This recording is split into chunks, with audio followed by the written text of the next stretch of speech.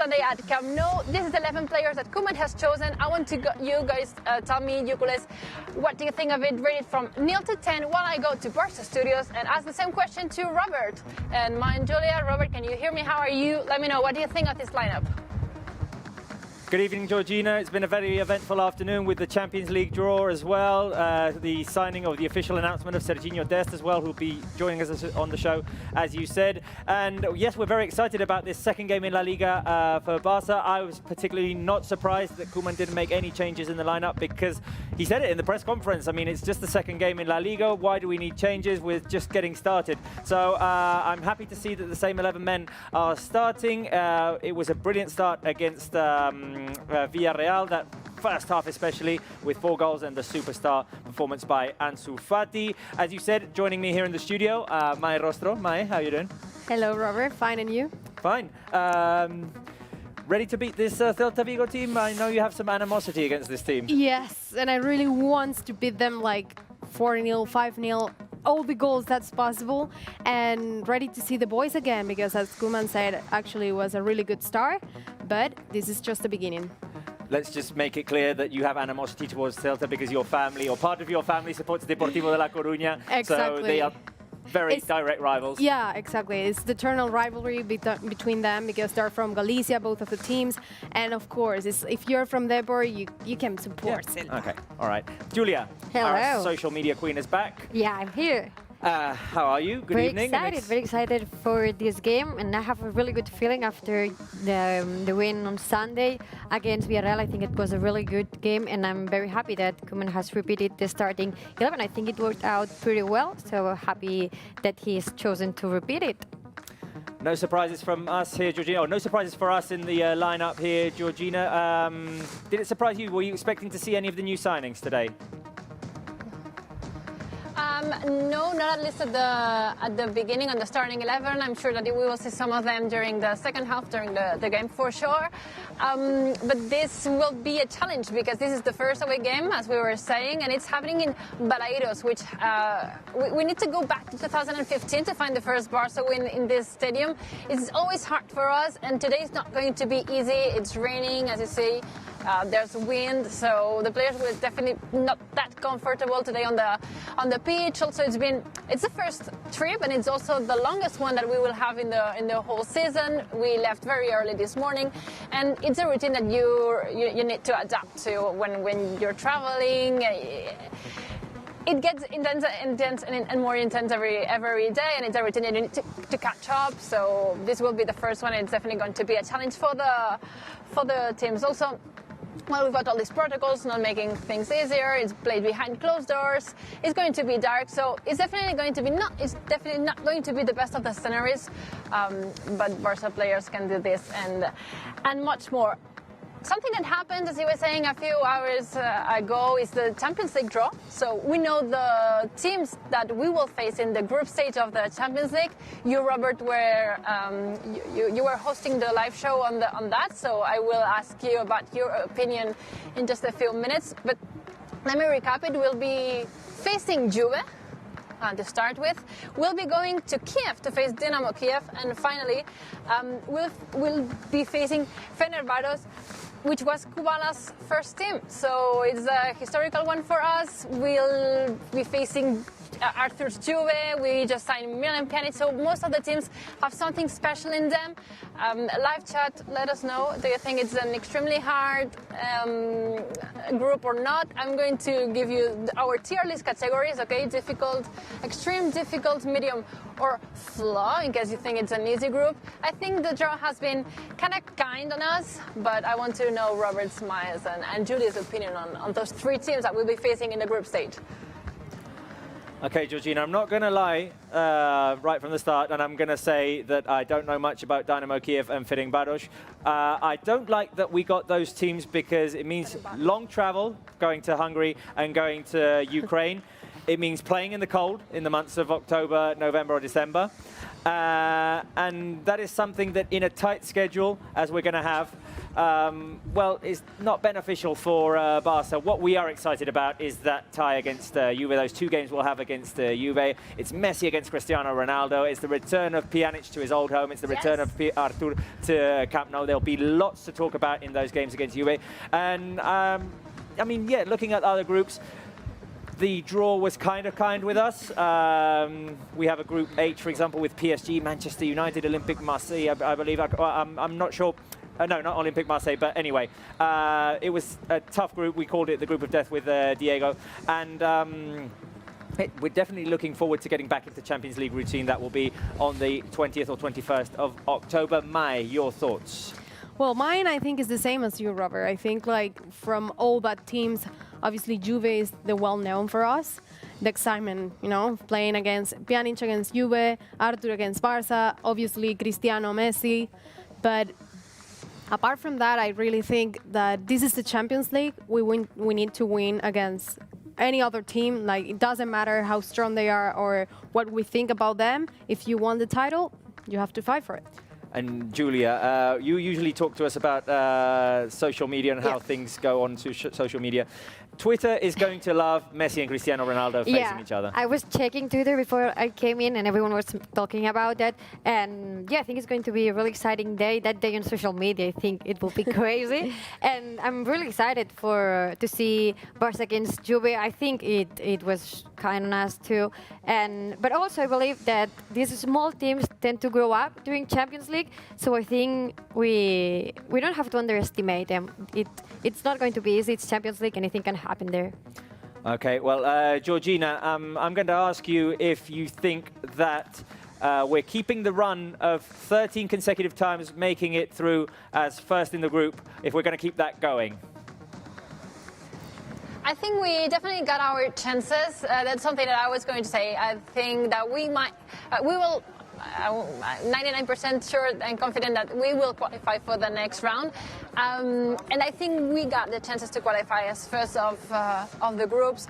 There's these 2 travels to the east of Europe, which will be long travels in winter, which won't be easy for us, but it won't be easy for the other teams neither. So we don't need to get extremely worried about that. I was reading the YouTube live chat, and everyone is quite confident in going into the following stages, into the round of 16. We haven't asked about this qualifying on first or second position. I just want to ask a quick question before we move on to a game. I want you to write 1 if you prefer to get huge teams in the Champions League, because it's the Champions League and you always want to face the best teams, or write 2 in the live chat if you always want to get like the teams that look easier so that you can qualify to the next rounds, because I'm going to go with 1.5. I really can't choose in between them 2. Leave that in the live chat. 1 for big teams, 2 for the easier teams. What I'm reading you. And let's move on to a new game that we're debuting here in this game against Celta Vigo for everyone at home. It's called Beat the Clock. And let me quickly introduce you the rules. You will have at Barça Studios 30 seconds to answer a question. So I drop a question and you, Robert, give me an answer. When you're done, Maya gives another answer, then Julia gives the third answer, then Robert, you start over again. The one that's replying when the time is over, you lose, you're eliminated from the game, and you won't be taking part in the next round. You got it? Yeah, we got ready? it. We got it. Maya's got her suffering place. Oh, wait a minute. I'm gonna. The clock is ticking. Oh, players that No. Okay, we'll start. Let's start the clock again. Okay, I'm gonna drop the question. I will say 3, 2, 1. I drop the question, and we go with a timer. Okay, so. This is the first question. Robert, you start answering. How many players have played for both Barça and Celta? 3, 2, 1, go. Oh, how many? Or players? Or do I have to say name a player? I mean players. Sorry, players. Nolito. Names of players. Nolito. Sorry. I think Rivaldo. No. Does that disqualify? Julia. No, just say another. Pass. You can't pass. What? So No, Rafinha. Oh, Okay, next one. Pinto. Julia. Oh, Denis Suarez. Oh, Roberto. Yeah, time's out. Time's out. Maya's out. So Maya, Miles out. The big final will be between Robert and Julia. Yeah. More players. Silvinho, vintage player. Well, not that vintage, not those many years ago. But today is Thursday, so throwback Thursday to when Silvinho was in the squad and how we went to Paris, conquered the Champions League with him on the squad. And Rome. The next question only. And Rome too. True. I always kind of associate it to the squad that was in Paris for the Champions League final against Arsenal. Anyway, next question, just Robert and Julia. Robert, you start with results at Balaídos. 3, 2, 1, go. 2-2 last season.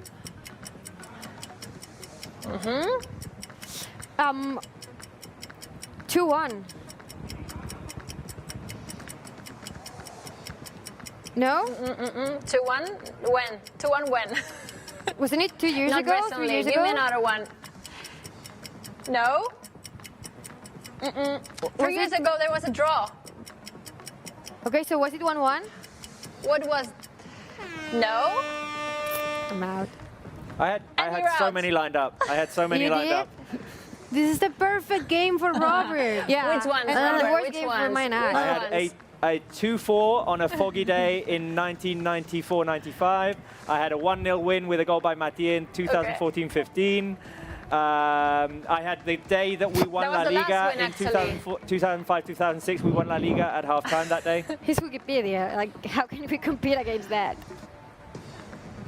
We will do maybe we can go and try the same game with Mark Brown, see how many he can answer after that. I would be scared to do that. The draw that I was giving you, Julia, Yes? I was telling you is the 2-2. It's a 2-2 draw. It happened last year, but also like 3 seasons ago. Okay. There was also a terrible result in the 15-16 season. We lost here 4-1. I remember that it was pretty early in the season, like September, like now or so something. Terrible result. And as you said, Robert, the 0-1 victory with that Mathieu goal, that was the last time that Barça got the victory out of Balaídos. Let's see if today we can break this bad luck that has been flying over Balaídos finally and move on. I've got one last for you. Robert is definitely the winner of this Beat the Clock game, but let's do another one with the three of you replying, okay? Since we've signed Serginho Dest and he comes from Ajax, my question for you, and Robert will start answering, is players that have played for both Barça and Ajax. 3, 2, 1, go. Patrick Kluivert. Niskens. Who am I missing? You know, like 3, right? No, yeah, I've got loads. I've no idea. He's in the lineup. He's in the lineup. Is it Someone, he's in the lineup. Midfield. Is the Joe? Yes. Johan Next Cruyff. one. Johan Cruyff. Obviously. Good. Oh, wait. But the time. No. I don't even have the time. I need to think. No, I have player that another. just left Barça. Live chat. I know you know the answer to this. A player that just left Barça in this summer, just in the few weeks. I don't want to say like the last clue, but he's the last player to have left Barça. He joined Atletico de Madrid. Luis Suarez played for Ajax Oh. when he right. got to Europe. But I'm just thinking So about many Dutch. players, So many players, yeah. 13 from Dutch I people know. in No, Barca. and it's the pressure. I know where you're under pressure. It gets so hard to reply when you're hearing the clock ticking and. Yeah. So I It's know the a lot worst. of people do. A lot of people were leaving their answers here in the live chat. Robert, you can stop me whenever you have a guest, whether it's obviously Serginho Dest Well, or it's a we are Philippe, waiting. whoever We are you waiting for have there. Serginho Dest. We'll have him in a few minutes, and we're going to have Aviv Levy as well from Barca's social media channels. He's a superstar on Instagram and Twitter, and he'll be joining us in just a few minutes as well. So I'll interrupt as soon as we've got them. Okay, yeah. Okay, good. So in the meantime, I'm just gonna refresh the lineup for you, and maybe we can move on onto another game. Today we're playing with Neto on goal. It's the same lineup as we put up against Villarreal. It's going to be Sergi, Roberto, Piqué, Lenglet, and Jordi Alba in defense. There's going to be Sergio Busquets and Frenkie de Jong there in the midfield, and then the forward line will be for Griezmann, Coutinho, Ansu Fati, and Leo Messi. We've got the same players, but we'll see if they play in the exact same positions or there's some variations there. Also, we will see if the substitutions are the same or not. It's going to happen anytime soon. No warm-ups have started, nor from the players or for the... I want to show something. Can you move, Ignazi? Can you come with me? Or are you a bit busy? Because something that's different from today from Balaídos, and because of all the protocols and the COVID measures, is that the players come here to the stadiums already dressed up, and they don't use the locker rooms anymore to avoid as much as possible any kind of contagion. So they have built, the Vigo, what? It was here. Here, they built kind of a gym that some Vigo players were supposed to be using, but it's not here anymore. But I swear, I'm shocked. I swear to you, it was here. Just 10 minutes ago, there were like training bicycles and treadmills and stuff in here. I'm in shock, sorry. I meant to show you something different that surprised me, because there were the players doing some activation, some warm-up over here. They are not here anymore. Okay, Georgina, I'm such a loser. No big deal. This is Balaídos, and this is Neto and Arnau Tenas stepping on the pitch of Balaídos to start their warm-up for sure. It's going to happen under the rain and under these... There's not much wind at the moment, but there's definitely a lot of rain, and the notes are starting to disappear. I'm being told we've got Aviv over there on over Mixo Roberts. He's all yours. We've got Aviv. Just say one thing to him. Yeah. Back in Black is an AC/DC song. It's not an Amy Winehouse song. This is everything that I've got to say. He's yours, Robert. All right. Aviv, did you hear that from Georgina? I heard that. Thank you. Thanks for the information, Georgina. Okay, you're being told off. Anyway, Aviv, we're going to have Serginho Dest on in a few minutes on the show, and I understand that you've been with him in the last few hours, so let us know, what has he been doing? When did he arrive? Let the culés know everything that they need to know about Serginho Dest. Yes, sorry, and I'm going to throw a cliffhanger here. Before we speak about Serginho Dest, I just want to say that, guys, come on, the quiz, Ajax, players that played for Ajax and Barça, you should do better. Like, on top of my head, I know like 10, 15 players who played for both. We got Zlatan Ibrahimovic, we got Suarez, we got Vermeulen, Silesen, Rouget, Olegué, Davids, Ronald de Boer, Frank de Boer, Litmanen, Gabri, lots of players. You should have been but here, yeah, that's for next time. Yes, but I'm here. So. And now Serginho Dest. Maybe next time. Now it's time to talk about Serginho Dest. Yeah, we've been with him yesterday when we shot the announcement video, which was cool to have a player before we actually announced him to be able to shoot some content. And yeah, I think the video was amazing, the announcement video. And all in all, Serginho is just a very, very humble guy, very happy to be here. And proud as well to be wearing our colors very soon. And I think that those are the qualities that you need in a guy. He's hungry, he's young. I've seen him play at Ajax last season. It's actually funny because most of the players who come through the ranks of Ajax, they play a few seasons before they mature and they move on. But he made such an explosive first season. He takes on players. He's not sure ever a right back. He's actually very offensive. He has an incredible skill set, and I think we can expect a lot from him this season. Yeah, definitely. He's, he's our newest addition, and we're hoping that he's going to have a great season. Aviv, same lineup as the other day. Before you talk about the lineup, your impressions on our brilliant start in La Liga? Very happy. I think that the team did what was expected of them in this new formation with two holding midfielders and like a good line of supporting attackers behind Messi. And I think it takes a bit of responsibility away from Messi to do it, not to do it all, but to do the biggest part in the attack, because we got Ansu from the left, we got Griezmann for the right, Coutinho was very versatile behind the striker. So I think it was nice to see, and I think we're going to see more of that soon because we're repeating lineup, aren't we? Exactly, we're repeating a lineup, and Koeman did say rotations. Why? It's just the second game, and we've got the exact same lineup. It's true, and it's the game before the last game, before the international break, so and the start of the season. So Koeman is right to start what is in his eyes the strongest lineup so far, and of course after 4-0 win, after 4-0 victory, there's no reason to change the players, and I think also the bench is going to be very important, because if a game doesn't go exactly as planned, you can bring on Dembélé from the bench, you can bring on Pedri, you can bring on Pjanic to change the tempo. Trincao was incredible in preseason, so got a lot of options in attack as well, and I think the team is very balanced as it looks so far. Okay, Aviv, on fcbarcelona.com, the fans can vote two things. One is our poll, and the other one is guess the score. The question of the poll is, who is the key man going to be for Barca today? Who do you think the key man for Barca is going to be today? I think the key man is going to be Coutinho. Nice. All right. And maybe a little role for Trincao from the bench. Who knows? Okay. And the other one is guess the score. What is your prediction for tonight's game?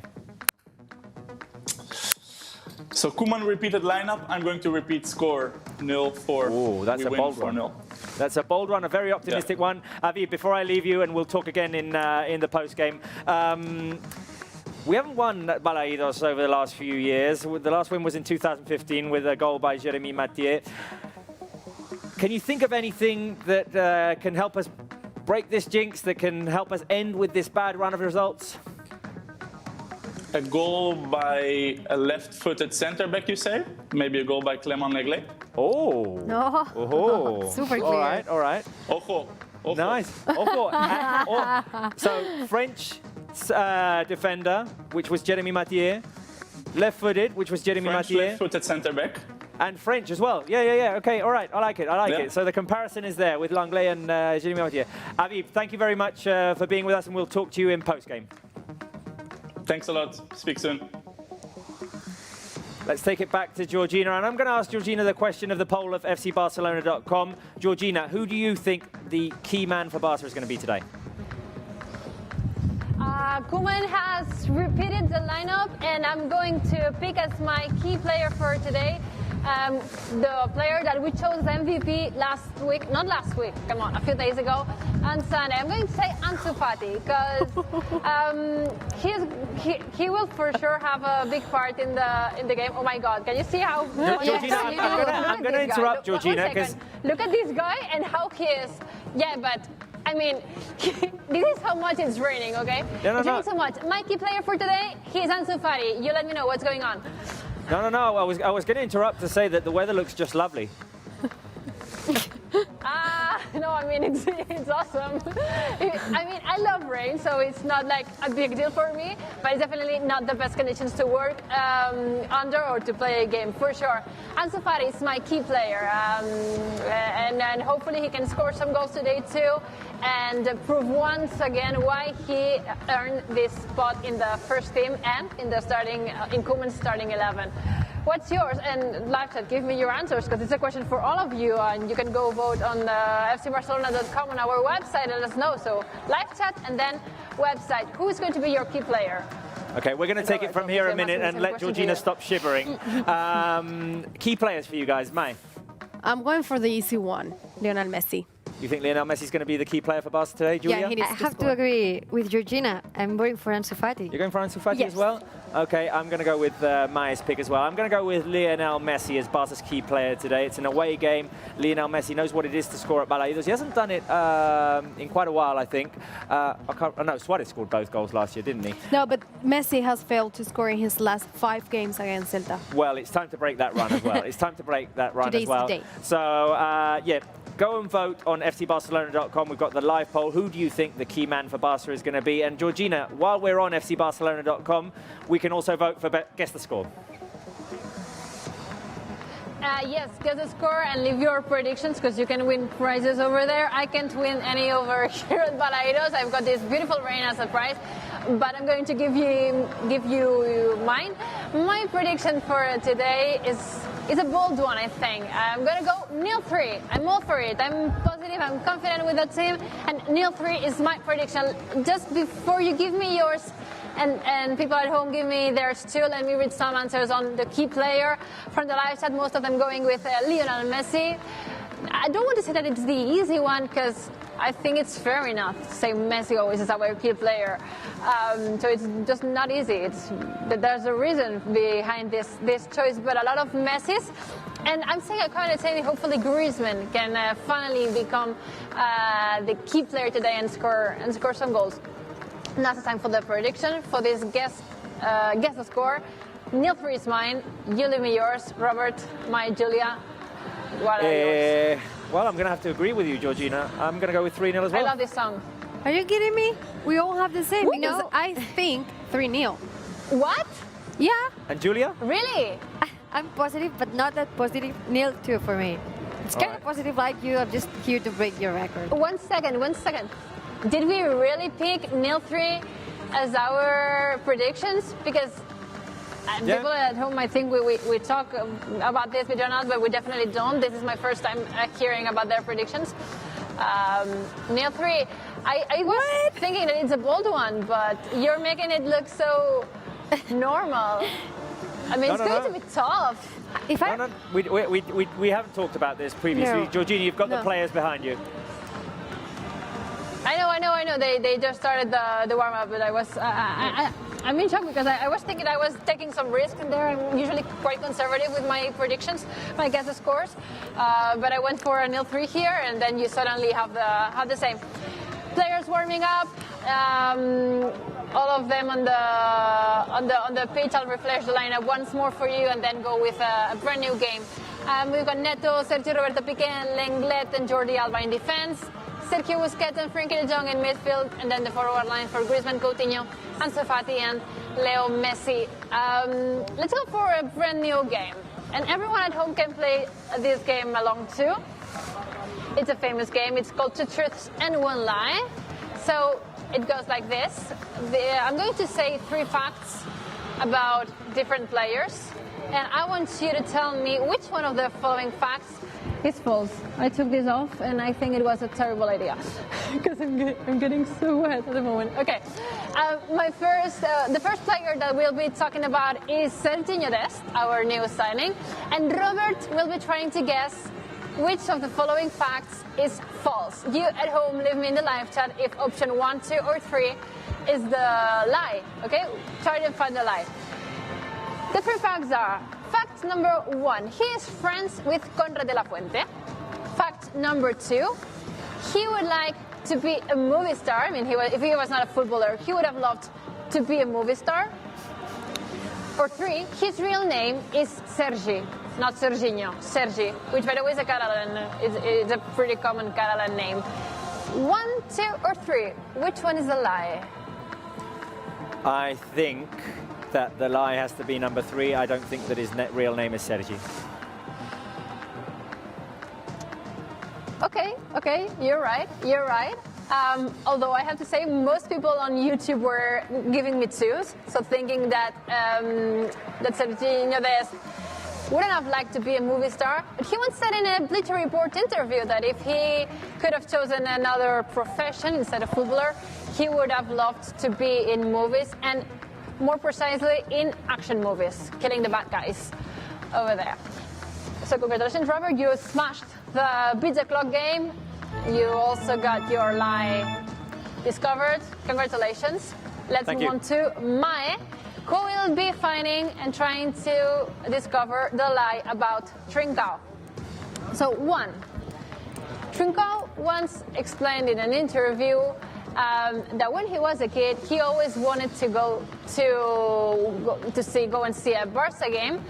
And since he lived, the closest stadium where he lived from was precisely Balaídos, he always said to his parents, come on, can we go to Vigo and see Barça when they play here? But they always said no. So he never actually got to come here, but he always wanted to. This is the fact number 1 about Trincao. Fact number 2, he's not a big fan of pastéis de nata, which is a traditional Portuguese sweet, a dessert. Does he love it or not? Fact number 3, if he was not a footballer, he would have loved to be a cook. Which one is the lie? 1, 2, or 3? I'm not sure, but Think about it. number 3. You think number 3 is the lie? Why? Because the Celta I've Vigo checked, give it to one, me. I heard it and it was true because Portugal and Vigo are really close. The second one, it could be true, but I don't think so. And Cook, it's just because I don't think him saying like he could be a cooker. So I'm going to say 3. Okay. And Julia, Yes? your player is Pedri. Okay. So, here are his facts. Fact number 1, his real name is Pedro. Fact number 2, he has never tried sancocho, which is a traditional a typical Canarian dish. Or 3, he actually witnessed the Manita 5-0 against Real Madrid at Camp Nou back in 2010. He was there in the stands. Which one is a lie? I believe that the lie is. I'm gonna say 1. 3. No, is it 2? You're so wrong, Julia. I'm sorry. No, it's 3. He was not at Camp Nou. I just made that up. He was Are not you at Camp Nou serious? that day. He didn't see them. Yes. I was sure about the 3. I thought about it. Well, this was a 2 truths and a lie game. Robert and Mae smashed it again. It's not my I'm day today. gonna go to Barça Studios because I believe we've got Serginho Dest with us, Robert. Over to you. We do. We have a very special guest with us. He's the newest addition to Football Club Barcelona's first team. He arrived just yesterday, and today we can speak to Serginho Dest. Serginho, how are you, and how has your day been? Hey, I'm very good. How are you? My day is it's a long day right now. Was a good training session in the morning. I like the facilities. I love the club. Yeah, I visited some houses, and now I'm waiting for the game because I want to watch Barcelona. We're so excited. We're so excited that you've signed for Football Club Barcelona. We hope you have a brilliant season. Where will you be following the game from? Thank you. Excuse me? Where will you be following the game from? Oh, I'm in a restaurant right now, but we have like a live like a TV, and we can watch the game. So I'm good. Yeah. Fantastic. And how do you feel about being the first US player to ever join Barca's first team? I'm feeling very, very honored. This is like the most special moment in my life so far. Barcelona's a dream club, my dream come true. I always wanted to play for this beautiful club. And yeah, I have no words for it. It's just, I can't tell how I feel. Serginho, we look forward to seeing you on the pitch as soon as possible. We hope you have a great official presentation tomorrow, and thank you very much for joining us on the show. Yes, thank you, and good luck with the game. Thank you very much, Serginho. Guys, amazing to talk to Barca's new signing. I love this. I think we should do this more often Yeah, we because should it's a definitely. chance, Yeah, a chance to say good luck, and I mean, we're privileged to have Yeah, this. I mean, definitely. Georgina, I don't know if you were able to hear it, but Serginho is super excited to be in Barcelona. We're super excited that he signed for Barcelona, and we hope we can see him as soon as possible on the pitch, joining his teammates who are right now warming up. Yes, for everyone wondering who is Serginho Dest, you have ever been asleep for the last few hours? Because so much has happened with him. Yes, today he has even trained on his own, but already at the Ciudad Deportiva, the Barca's training facilities. If you want to know more about him, you've got already a lot of content about him on our channels. I suggest you watching the 10 things about Serginho Dest video, so you will be able to know a lot more about him. Basic things you need to know: he plays as a defender, mostly as a right back, and he just signed today for his transfer was announced today for Barca, and hopefully we'll see him very, very, very soon with the team, and we'll see if he gets some minutes already against Sevilla. We'll see. I don't want to go quickly with this. I think we've got also another We've got Alfred Schroeder today, who has already spoken to our colleague Marc Brau, and we can hear what he said just before going onto the warm-up and be along with the players while they warm up before the game. Let's see what he has to say. A little bit rainy day today here in Vigo. Yeah. It's a bit dodgy weather, My first question is about the lineup. We can see the same players that started the game in the last day against Villarreal. What do you search with this?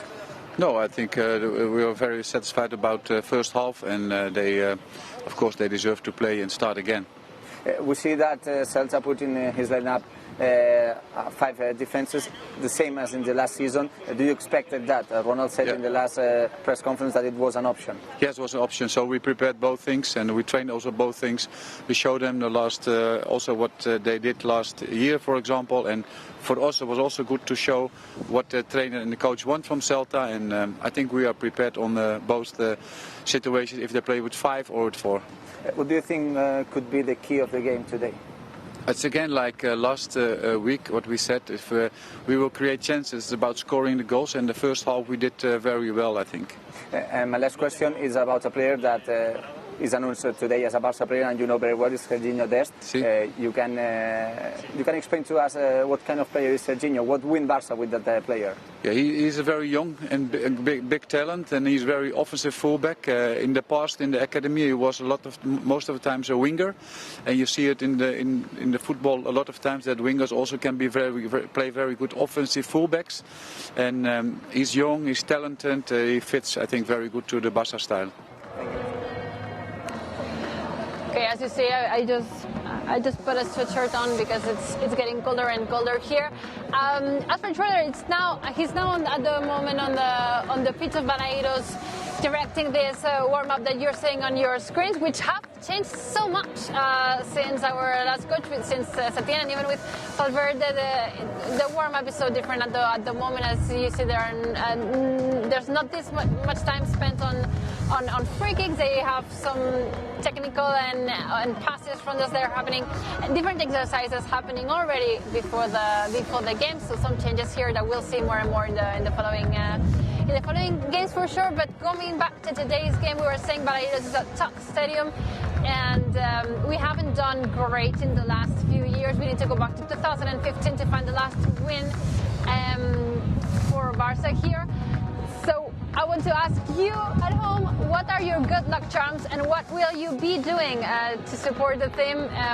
Do you have any stuff that you do in order to send good vibes to the team? I know Robert has so many of them.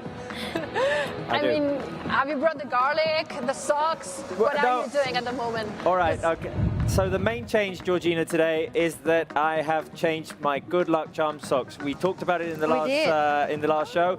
The avocados have been retired.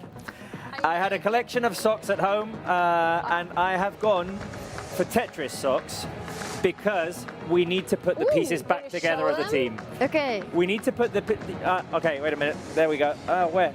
There we go.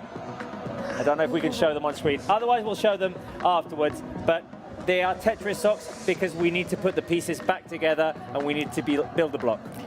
You defended it well, but you didn't listen to our fans. Like, no one suggested Tetris socks. Yeah, I know, but I went with what I had. Okay, I didn't go. We have to get you new ones. Yeah, exactly. For your birthday. I didn't have any carrot socks. Okay, we'll do that. Which is coming soon. Your birthday is coming soon, right, Robert? Sorry? So, let me see if there are any good luck He's charms. getting older and older and older. Thank you. Thank For you. the reminder. Thank you. You see, the eyes problem is because of that. Your age. Lionel Messi's my age. We won't reveal your age, Robert. Don't That's worry. kind of frustrating. No. You were born there is in no shame. There is no 87. shame. I was born in '87, the year of where the best player in the world was born. Piqué, No shame. Messi. Suarez. So many Barca players that were born that Suarez threw. And Pedrito, was born in the 87 generation too. Such a great generation, but you had to come up to, for the average. Yeah, exactly. Lower the level a bit. No, I'm just kidding. I love you. You know about that. Let me play a trivia with everyone at home. I'm going to be two popping questions to you. And giving you 3 options, A, B, or C. You leave them in the live chat. Let's see how many of them can you get right while we wait for kickoff to come to us in just a few minutes. So, first question, what is the exact distance between Camp Nou and Balaídos, where we are right now? We said it's the longest trip of the whole La Liga schedule. Is it A, 900 kilometers apart? Is it B, 1,100 kilometers? Or is it C, 1,250 kilometers away, the one from each other? Right answer. I'm going to give you a few seconds to type that in the live chat. Give me your answers. It's the longest one. The flight has been 1 hour, 1 hour long, 1 hour and 10 minutes long. And it's going to be the same way back. We'll get back home so late tonight. Okay. The right answer is B. The right answer is B, and I'm seeing there that I'm assuming you were randomizing here and putting some A, B, or C, because I saw all the options on this YouTube live that I'm watching at the moment. 2. Which one of the following facts about Celta Vigo is true? 1. They have a clam as a mascot. B. Balaídos means hazelnuts. Or C. Balaídos Stadium is actually built over the sea. So A, B, or C, which one is the right answer? I'm going to read the live chat. Give me which one do you think is the right answer. And I'm going to say, if you were watching this live show in the last season, we had a similar question and you could have known this answer. I'm going to give it to you. It's letter B2. Balaídos means hazelnuts in Gallego, which is the language spoken here in Galicia. Let's go to question number 3. What is Balaídos' capacity? You're watching some shots of Balaídos on your screen while the players warm up. What's its capacity? Is it A, 29,000 people? Is it B, 32,000 people? Or is it C, 40,000 people? I mean, it's a pretty big stadium. It's a very beautiful one. It's personally one of my favorites. I think that Sanchez Pizjuan, Wanda, San Mamés is also very beautiful, but I love Balaídos as aesthetically. I think it's so beautiful, and it's quite big. But even though its structure is it's so big, I have to say that the right answer is letter A. It's only 29,000 people can fit in this stadium. So you might think it's much more due to its size, but the truth is less than 30,000 people can sit here in the stadium. Sadly, the game will obviously be played behind closed doors today. Question number 4, and about Ansu Fati, MVP of the game against Villarreal and one of the key players for today for sure. How many followers does he have on Instagram? Does he have 3 million followers? Does he have B, 3.5 million, or does he have C, 4.2 million followers? If you don't follow Ansu Fati, you go and do it right now while we give you the right answer and let you know that the right answer is letter C, 4.2 million subscribers, which is so much. Come on, he's only 18 years old. I mean, he's so 17 years old. I mean, he's so young. He's not even over it. He never comes to Ciudad Esportiva driving his car because he doesn't have his license yet. It's something that's quite fun to see, actually. Anyway, let's move to question number 5. Who is the leader at the moment? Which player is the leader of the 90 Seconds Challenge, the series that we've got on our social media channels and that you can go and check out in a minute? Is it A, Griezmann? Is it B, Ronald Koeman, who just took the challenge a few days ago? Or is it C, Felipe Coutinho, who was the first player to ever take the challenge? Is it A, Griezmann, was it Koeman, or was it Coutinho? Come on, give me the answers. I'm reading YouTube at the moment, and you should know this one because all the videos are available on YouTube, and we know you love this segment. Right answer is A, Griezmann, who answered 31 questions and completely smashed the challenge, just like Robert did before with the beat the clock one. Koeman had 22 answers right, and Coutinho got 20 points. Last question from the trivia for tonight. How many goals has Messi scored against Celta? Has he scored A, 6? Has he scored B, 9 goals? Or has he scored 11 goals? I'm going to give you a tip here. They have played, he has played 16 games against Celta Vigo. A, B, or C? Come on, how many for Messi? Letting you reply. Let's see, I'm seeing B's. B, 9.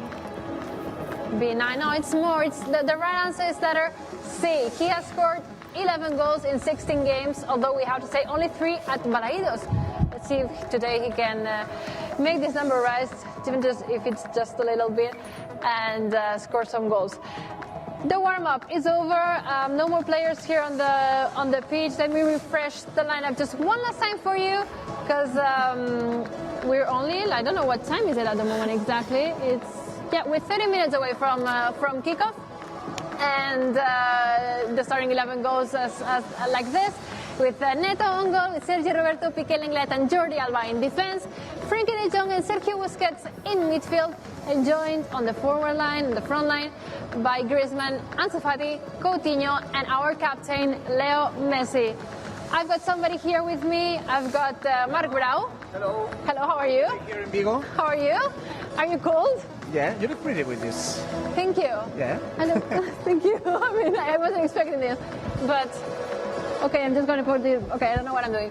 Whatever. How are you? Are you cold? Are you fine. good? No, I'm fine. I'm fine. How you been doing? I'm very motivated with this game. I've been here for 4 times and I never win, so I expected Barça today to win the game. Barça last win here in Balaídos was in 2015, so we hope that Barça will win today. Let me ask you your predictions right away. What is your prediction? My prediction, I think it will be a tight game, but 1-2 will be the score. And the first goal. Okay, give it. Leo Messi, because last day my answer was the good answer. Yeah, I said that Ansu Fati will score. Absolutely. So I want to ask you, because our predictions were 0-3. The predictions that people were living in our life chats were pretty high too. We were bold with them. Do you think we took too many risks saying 0-3, or do you think it's possible? No, I think it's possible, but as I said before, we have to take a look about the scores in the last games here in Balaídos. Yes. Barça in the last 6 games here didn't win any game, so we expect that Barça could win today. I don't know if it's a risk to say that Barça will score 3 goals today, but I think, Georgina, that it's better to say that we have to go step by step. Oh my God. Take care. You don't see that. You don't see that, but we are very close to lose, Georgina, in the second round of the league. Yes, second round, and we are very close to lose, Georgina. Are you fine? Yes, no, I'm okay. Okay, sorry. I have another question for you before you give me the stat, because it's questions that we're asking everyone at home. Who do you think is going to be the key player today? The key player maybe could be Coutinho, and I will give the explanation. We expect that Celta today could play with 5 defenders, the same as in the last season. Oscar Garcia put 5 defenders, and he has a position that it could be very important in this game, because he played in the midfield a little bit behind the position of Leo Messi, and I think his position will be the key of the game. I said Ansu Fati. What do you think about that? Well, I think that he was the MVP the other day. Yeah, everyone was. It's quite difficult to keep the level. No, I know. Yeah, 2 games consecutive way, but maybe I think that all the Barca players will search Ansu Fati in the field. With a line of 5 in defense, you need to find the spark in players like Ansu Fati. But you need, but you need to find spaces in the center. No, that's why Coutinho. Yeah, that's the reason, because I put Coutinho as the most important player today. Okay, what's your stat? Well, it's a stat that it always has a question, because I like to ask you questions. But in Barca team right now, there's only 3 players who scored a goal here in Balaídos. We have a lot of players, but there's only 3 players who scored a goal here with Barca in the current squad. Give me the answers. Okay, so 3 Barca players. Messi has definitely scored here at Balaídos. But do you remember when was the last time that Messi scored here? The last Messi goal at Balaídos? 3, 2, was 2000. I mean, it was. It's time. 2013, 7 years. I was going to say it was definitely before 2015, earlier than that. Yeah, 7 years without the scoring here, so maybe today will be the day. I was going to say Piqué also scored a goal the second here. one, in 2016. And I can't really remember the third one. He's a player who's not in the lineup today. He's not playing in the lineup? Okay, just give it to me. Ousmane Dembélé, and it was an important goal. His first goal. His first goal with Yes. Barça. It was in 2018. It was his first goal. It was in here in Balaídos. Yeah. It's true. Absolutely true. So maybe he can get some minutes in the second half and remember that beautiful day where he got to score his first goal in a Barça jersey at Balaídos. Thank you very much, Mark, for joining us today, as always, on the warm-up. We'll see you after the game. With the interviews, the interviews of the players that's going to happen exclusively on Barça TV Plus. Thank you. Take care of the rain. Of the rain and all the seeds and everything, because everything is so messed up. In fact, I'm going to sign off real soon and go over to Barça Studios. Just from here, it's raining. It's windy. It's going to be a hard game. We need to be really focused and don't let this affect us. Robert, give us the 3 points of analysis while I go and take a seat to enjoy the game, and I'll be connecting with you throughout the whole match center. See ya. Hi, Georgina. Yes, we've got the 3 points of analysis ready. We'll be talking to the Peña Blaugrana in London. We're minutes away from kickoff. So shall we go to London first and talk to the people from the Peña Blaugrana? I think I can talk to Angelo Morgan. Is he ready? I am indeed. Angelo, how are you? I'm good. How are you guys? We're great. Great to have you back on the show. We talked to you in the month of July. I can't remember if it's July or August. We talked to you during the summer in the restart of La Liga. What did you like the best about the game the other day, the La Liga start against Villarreal? For me, I loved Ansu Fati. Yeah, he's my... sorry, go on. No, go on. No, he's my bright star in what was a dark year last year. So it was good to see him off and running, scoring 2 goals, getting that penalty, and it was a little funny to see that he didn't get the man of the match because he's underage. Yes, exactly. No, it was a great start, and today we continue with the same lineup that performed so well in the first half against Villarreal. Yeah, no, I think if it ain't broke, don't fix it, right? And I think the way we showed up offensively against Villarreal, scoring 4 goals in that first half shows that it worked, and this might be what we need in a tough place to play in. Yes, definitely. A place where we haven't won since 2015. We were talking about that. I see you're at home, so the Peña Blaugrana in London still can't get together because of all the COVID restrictions. No, it's just been a little bit more difficult because the UK's kind of put a little bit of a curfew on bars from people being in bars. So that curfew's at 10 p.m.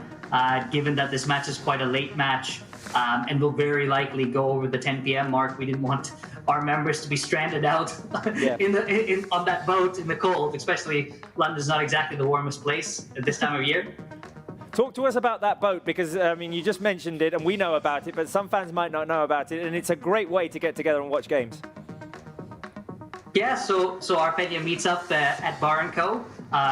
Near Temple Tube Station in London. And trust me, it is quite fun. It does take a little bit of getting used to because the boat does rock because it is on the Thames. So you can imagine if you have a little bit to drink, you might actually be feeling a little dizzy. And if you get a super goal like the Sergi Roberto goal, then it's the boat rocks even more. Yeah, you start feeling like you're on the Titanic at that point. Anyway, can you give me your score prediction for tonight? Yes, so I'm thinking, I was going to say 3-1, but I'm having a little bit of faith in our defense, and I'm going to say 3-0 for Barça. Nice, everyone said 3-0 today. Today's the Apart day. from Julia, everyone said 3-0 today. So we'll be talking to you at halftime and in the post-game, I hope you enjoy the game. Perfect, thanks. I hope you guys enjoy the game as well. Cheers, we'll talk to you later. We're going to talk about this game, Celta Vigo. I've picked 3 topics of conversation. Weigh in if you'd like. We can get them on screen right now. The first topic that I wanted to reflect on was the use of the left flank. The other day, Jordi Alba and Ansu Fati were definitely a great link. It was very dangerous every time that Barca played down that left flank. 47% of the time that Barca spent on the field was down the left wing. And, I mean, we got 2 goals of Ansu. We got the penalty out of it as well. So we need to keep making the most of that left flank. I really think, Robert, that part of the reason why we're seeing such a good performance from Jordi Alba, especially because Ansu, we know Ansu, but it's because Koeman is so intense with the shape and the performance of the players, and Jordi Alba is doing a great starting because he seems like he's getting in shape, like really good, and I think that was the key. The second point would be to be careful with Celta's pressure. Last year, in the 2 games that we've played against them, as the players are walking onto the field, Celta were one of the best teams putting pressure on Barca's defense. We had to play in both games 62 long passes to try and beat that pressure. The fullbacks and the midfielders need to be very involved. I'm going to speed up here because we need to show the lineups as well. And the third point that I was going to talk about, and we're going to be talking about it plenty through in the game, is that we need to be very careful with Iago Aspas. He's a nightmare. He's very fast on the break. He can play on the wing. He can play in the middle. He can catch us on the break. He's already scored 3 goals this season, and he is their rock star player. He's the top scorer for Celta, and now in La Liga, apart from José Luis Morales of Levante, so we must be careful about Iago. We definitely need to be careful with Iago Aspas. Let's get those lineups on screen right now. Football Club Barcelona are going to be playing with Neto in goal, Sergi Roberto, Piqué, Langley and Jordi Alba in defence, Busquets and De Jong in midfield, and the attacking players will be Griezmann, Coutinho, Ansu Fati and Lionel Messi. Let's get the lineup of Celta Vigo, our opponents today, the home team, who will be playing with Ivan Villar in goal, Mayo, Aido, Murillo, Fontana and Lucas Olaza in defence. A defence of 5, which is something that Oscar Garcia did last season as well. We've got Denis Suarez, our former player, Renato Tapia and Veiga in midfield, Iago Aspas and Emre Mor up front. A tough team to play. They haven't lost yet in their games this season. They have 1 win and 2 draws. And as I say, Iago Aspas already 3 goals. Already 3 goals, and I think the problem or what we need to be worried about is like Barça is struggling a lot at Balaídos lately. It's kind of it was before against Real Sociedad at home, so I think we need to be careful about this, and we need to change that awful result about winning there the last time in 2015, which is a long time ago. We need to break that run. We need to break that jinx that we have. Lionel Messi right now rubbing his hands because, as he is acknowledging, it's super cold, it's super windy, and it's raining. So not the best of conditions on the pitch. Barca will get the first possession. We're playing in our second kit, the black kit, which personally I love. It's amazing. It's amazing. It is. With golden numbers and letters at the back. Ronald Koeman ready for his first away game in La Liga. The game is underway. Barca have the first possession. They're attacking towards the left-hand side of our screen. Celta Vigo will be attacking towards the right-hand side of our screen. Let's go over our predictions right now. Mai, you had 3-0. I had 3-0.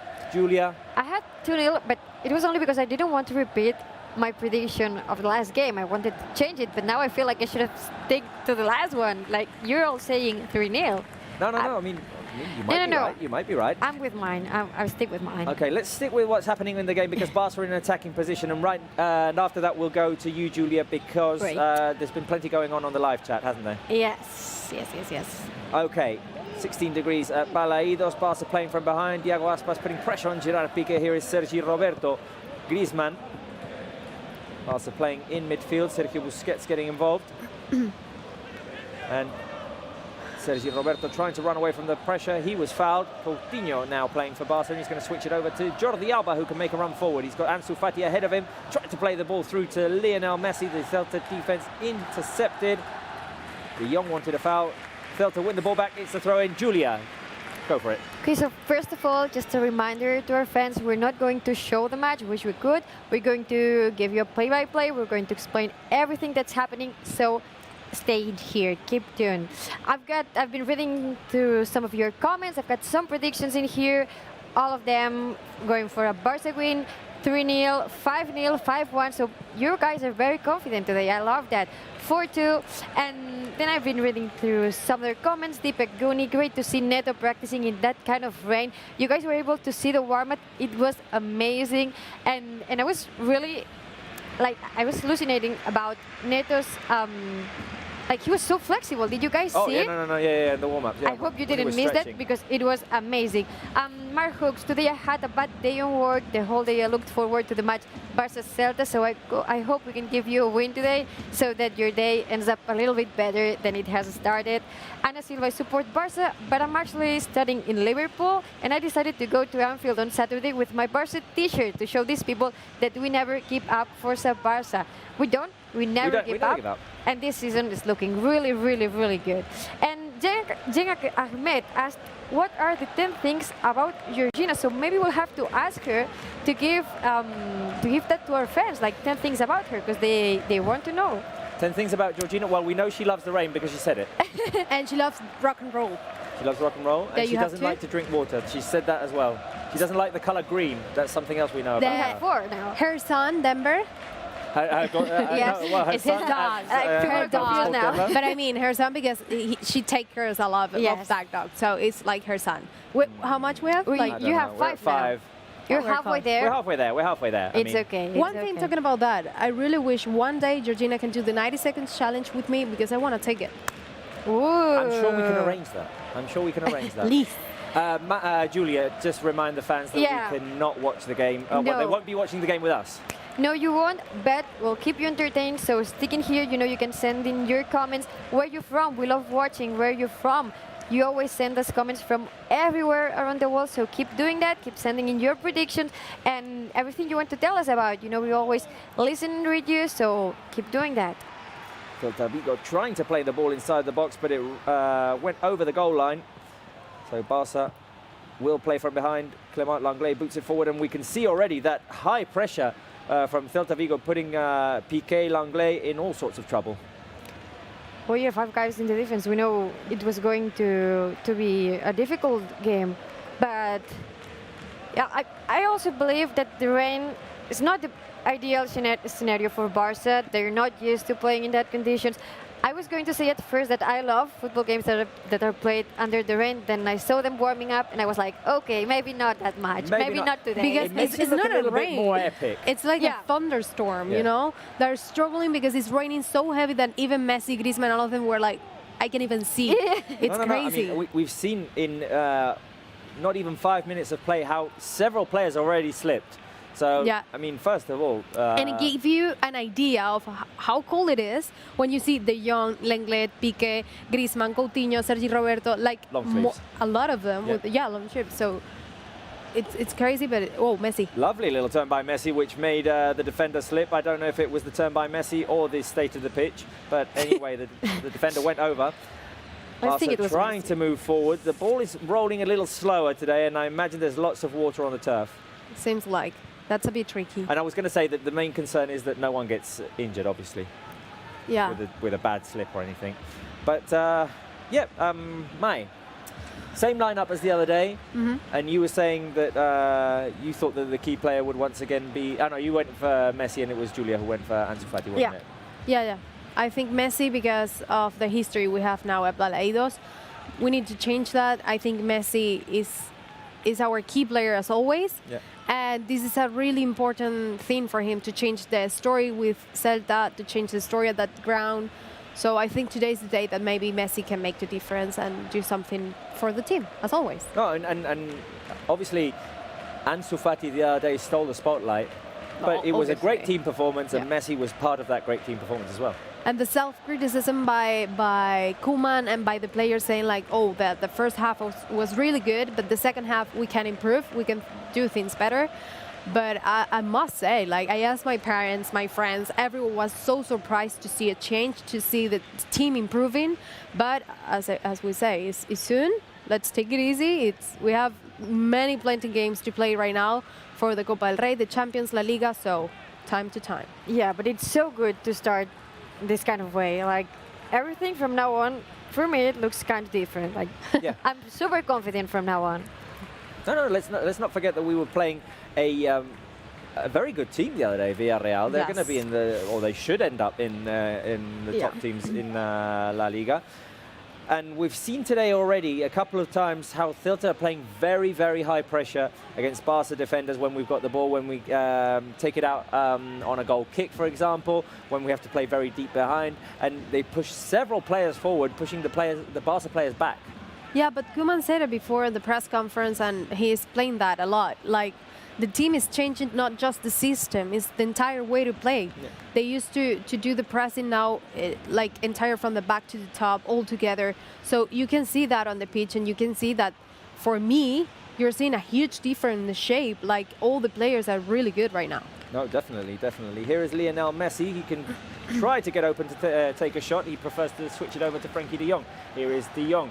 De Jong is going to cross it inside, deflected by a Celta defender, and Griezmann on the volley sent it over the crossbar.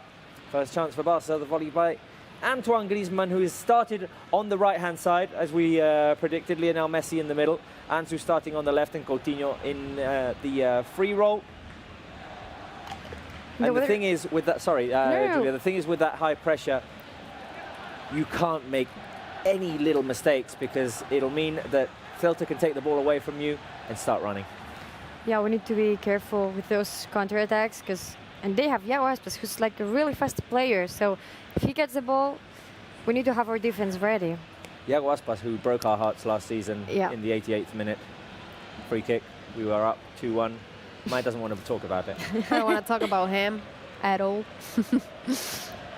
I mean, he's a really good forward. He's the best one in Spain, like a Spanish player as a forward. But apart from that, nothing Let's to just say hope he about doesn't have a good game today. We can hope that he doesn't have a good game today.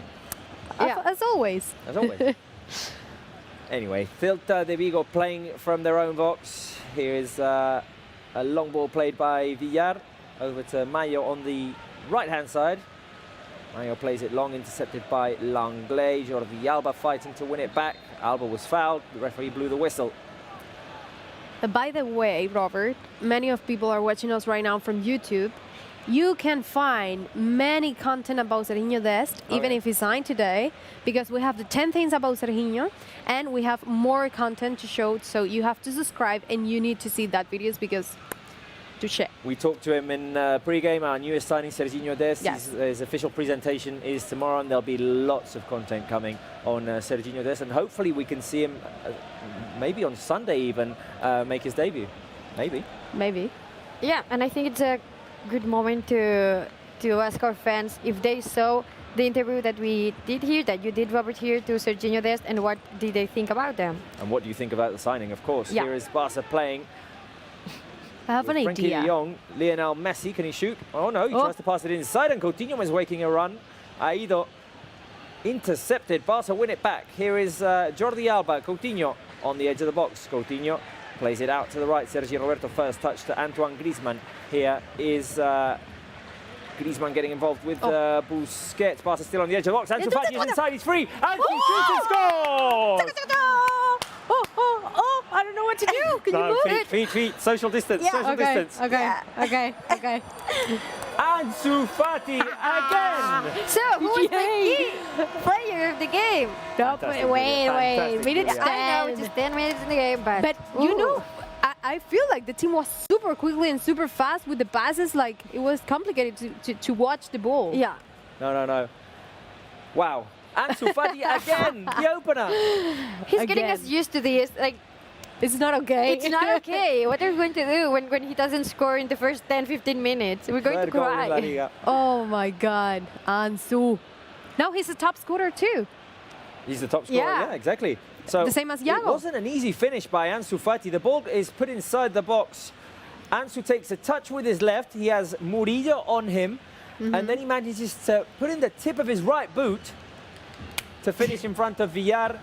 Quick finish by Ansu Fati, quick reaction. Ronald Koeman was delighted, Mai. Yeah. The same as us. It's like, we're so lucky to have him in our team, to say he's made in La Masia and he's our forward. And he's proving why. I think it's amazing. Koeman is so lucky to have him. And this will be great, I believe, to Celta might have to change their game plan a little bit here, and I'm sure that they'll keep putting pressure on the Barca defense, but it'll probably open the game up even more because they'll have a sense of urgency. Well, they need to at least score another goal and do the equal game, but let's see. You never know, actually, and maybe they're scared because they don't know what to expect I from just now. get the feeling that such an early goal by Ansu probably will make them play with that little bit more sense of urgency. Maybe they'll make a few more unforced mistakes, and we can take advantage of that. On a personal level, I have to say I'm a little mad. Why? Because in one of these fantasy football leagues that I play with my friends, I wanted to sign Ansu Fati. I was sure I was going to sign Ansu Fati this week, and then someone else sold all of their good players and got Ansu Fati, and I'm so mad about that, and now he's going to get the points for that goal. I mean, if you have I'm very mad. any type of these games, now you're a billionaire because of Ansu. It's giving so much points to any of the... I'm sure he's texting me right now. I'm sure he's texting me. Bragging about it, right? Bragging about it. Okay, we're going to go to Georgina in a minute, but let's just see what happens here because Busquets has found Ansu Fati in the middle, and Ansu gets Messi involved. Here's Lionel Messi. Messi with a switch over to Coutinho, which is intercepted by the Celta defense. Barca are going to win it back after Emre Mor was trying to run away with it. There's Ansu. Coutinho going to have to chase the ball over on the left flank. Here is Felipe Coutinho. Coutinho switches it over to the right. And now there is Sergi Roberto Griezmann. Once this possession ends, we'll go to Georgina. Sergi Roberto having to run back, and that's the kind of mistakes we don't want. Emre Mor putting on the fifth gear. Here is Emre Mor. He's got Piqué defending him. Emre surrounded by Barca players. He's going to have to play it back. Can Busquets win it? No, he fouls Orlaza. And now Celta will have a chance at the set piece on the left-hand side. Okay, so we'll have to deal with this before going to Georgina as well. The Celta will have an opportunity. It was Fontan who was challenging Busquets for the ball. Fontan got there first. And Busquets fouled him. Good pressure by Piqué on that one. It was... No, definitely. Good defensive recovery by Piqué, but the kind of mistakes that Sergio Roberto made there is the ones that will... You need to avoid, yes. You need to avoid them because it will give Celta a chance to run out, and Emre Mor and Iago Aspas are very pacey players. Yeah, yes. So 14 minutes of the game. Celta with a chance at the set piece here. On the left-hand side, Denis Suarez close to the ball. So is Iago Aspas.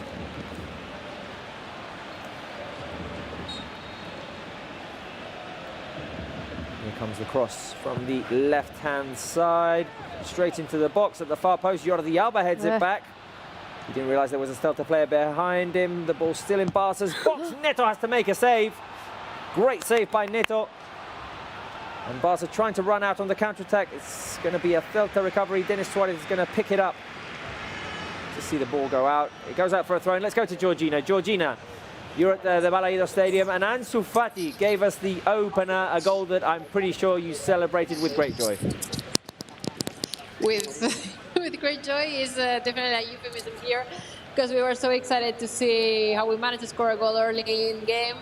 Ansu Fati, which I was thinking he would become one of the key players tonight, and at the moment he has. I've got a nice detail for you that probably was not seen on TV, but after the goal we could see how Sergio Busquets went there to Ansu and corrected him with a few things that, in his opinion, the youngster had done wrong. So this is great to see like the older players go and try and teach new stuff to the new ones, even after scoring a goal. Exactly. No, definitely. I mean, it's all very good. He scored a goal. Let's hug him. Let's praise him. But if he's doing something wrong, let's correct him as well. He's young. Absolutely. And the rest, it's pretty much like the rest of the games. Our players don't have that much of communication in the pitch when they are in the bench. They don't scream as much as the rivals usually, but it's also because their instructions might be clearer. They seem pretty organized on the pitch at the moment. Georgina, you're undercover now, I believe. Not really. I mean, yes, but there's wind, so the thing is it stopped raining at the moment, so it's not raining at this precise moment, but the moment it's raining again, I'll have to put the hoodie. Is this called hoodie? Yes, it is, right? Exactly. No, we did see that, like, with the rain, and the players were definitely struggling in the first few minutes, and we saw several of them slip, so I imagine the turf is pretty wet, and it's not the best conditions to be playing in. It's wet, it's very, very, very humid, the ball is running extra fast, but sometimes when it bounces, there's some water under it, still on the pitch. Don't really know how to explain, but you get the feeling it's pretty wet. Yeah. Thank you very much, Georgina. We'll be talking to you later on. So yeah. So Barca playing on the left-hand side. Here is Ansu Fati taking on Aido. He has the help of Jordi Alba. Ansu still on the edge of the box. Finally, the ball is taken away from him by Murillo, I believe. And Zelta trying to run out on the counter-attack. Here's Denis Suarez playing in midfield. 17 minutes played, 1-0. Ansu Fati was the goal scorer. And pretty decent so far from Barca. Yeah, but we need to keep the possession again, because from some minutes away, like we're struggling a little bit to have the ball at least from 1-2 touches or passes. I think we need to recover the ball as soon as possible, because if Celta is comfortable, of course they're going to play in their way, and we don't want that. Busquets recovers the ball for Barca, and he plays it on the right-hand side with Sergio Roberto. Roberto has the help of Griezmann. Busquets has Messi in the middle. Busquets tries to play the long switch over to Jordi Alba, initially intercepted by the Celta defense, but Barca win it back very quickly. Messi recovered the ball. No, exactly. Messi and Coutinho now linking up. Ansu making a move, so is Frenkie de Jong, and now de Jong has time to run and think. He wasn't the best option, the one he picked. Trying to give it back to Felipe Coutinho. The Celta defense playing some scrappy football now to try to win the ball back. And Hugo Mayo is going to let it roll out. And it's a goal kick, because the Barca player got the last touch. Zelta did have a chance. Yes. A shot there by Fontan, which was saved by Neto, who so far has had to make 2 interventions and has looked very secure. Very secure, and well, as you say, until now, the 2 tests he already passed, it was not say easy, but not that complicated, and I think that until Marc-André ter Stegen is back, he's proving, or he's showing to Koeman he's ready to be the goalkeeper for Barca. Yeah, definitely. Yeah. So far, so good. Yeah. A foul now called on Busquets. And these conditions that we're playing in, we're seeing lots of little mistakes. Yes. Little slips. Passes that don't go where they're supposed to go. Because obviously the pitch is not in the best condition because of the water, so it's not easy to play like that, because you don't know if there is a lot of water, it's stop the ball, or if it's not, it's super easy and goes super fast, so it's not easy to play in that conditions. And from Barca's perspective, obviously the Celta Vigo players are playing some very intense man-to-man pressure. Here is Messi trying to get the ball to Griezmann. Griezmann had to run for it to try and keep it in. He did manage to keep it in, but he was dispossessed. Oh. Here is Zelta trying to bring the ball out. We're going to go to Julia. Just as soon as the ball goes out, we're going to go to Julia. Yeah. Because you've got some things to talk about regarding social media and things that are happening on Barca's website. Yes. I believe we can go to it now, and I might have to interrupt. Okay, yeah, you do that. So, as you know, we have many things going on here. First of all, if you go straight to fcb.com, we have a poll right now that you're going to see on screen. You can vote there, and it's who do you think it will be the key man on today's game. Right now, Messi is the one who has more votes. It's like Robert and Maya said, and followed right behind by Coutinho, then Griezmann and Ansu Fati. So these are the players that you think that are going to be key for us on today's game. You know, you can go straight to our website and continue voting for them. You can still vote, yeah, exactly. On the poll, you can still vote. Guess the score, you can't vote anymore, but the poll, you can still vote. You can still vote on that. We had another one, guess the score, Robert just mentioned it now, and the most common result was 1-3, followed by 0-3, which is the one that Robert and Maya said. Everyone's thinking like you today, guys. And then 0-2, so everyone expecting a Barca win. You cannot vote on this one because we've already scored a goal, the game's on, so it doesn't make that much of sense. But you can still vote for a key player. And then one more thing for social media. We have some tweets that we want to show you. It's a comparison that I think you're going to love between two of our main players right now, the players that everyone's speaking about right now. Let's see if you can see them on screen. It's about Ansu Fati and Lionel Messi. So, first one is about their Barca debut. Leo Messi made his debut with 16 years and 145 days. Well, Ansu Fati did it just a while later, 16 years and 298 days. The next one, first Barca goal. In this one, Ansu Fati just is a little bit better. Leo Messi scored his first Barca goal with 17 years and 331 days. And Ansu Fati, 16 years, 304 days. The third one, first Champions League goal. What do you think about that, guys? Leo Messi scored his first Champions League goal with 18 years and 131 days. And Ansu Fati, 17 years and 40 days. And the last one, the record on their debut season. Leo Messi played 9 games and scored 1 goal, while Ansu Fati played 33 games and scored 8 goals. So, Ansu Fati is like breaking all the records. Also, right now, Ansu Fati has 35 games played, 11 goals, and 17 shots on target. So we always say like he's too young. Let's not put much pressure on him. But you guys seen the stats.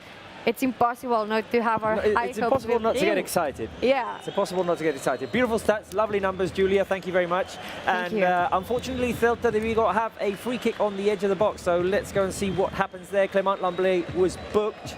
Who? Clement Langlais. Oh, Langlais. He was booked, and Iago Aspas and Denis Suarez are close to the ball. I believe this is going to be taken by Aspas.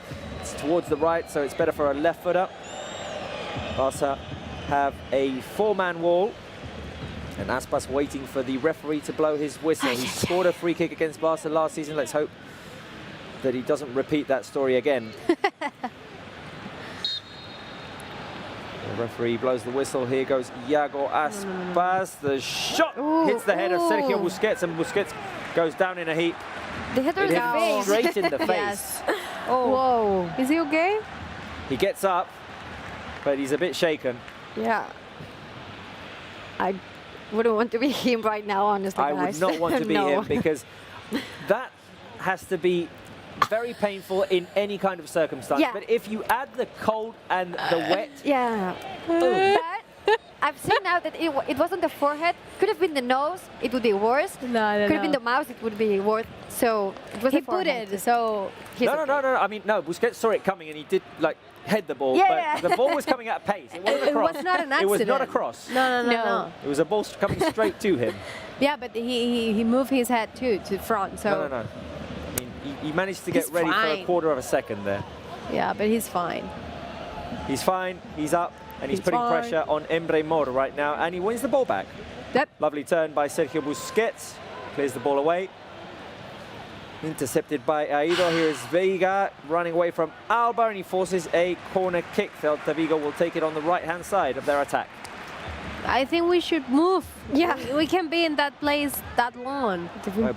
Well, right now, Celta Vigo have us closed in our own box. We need to try and get away.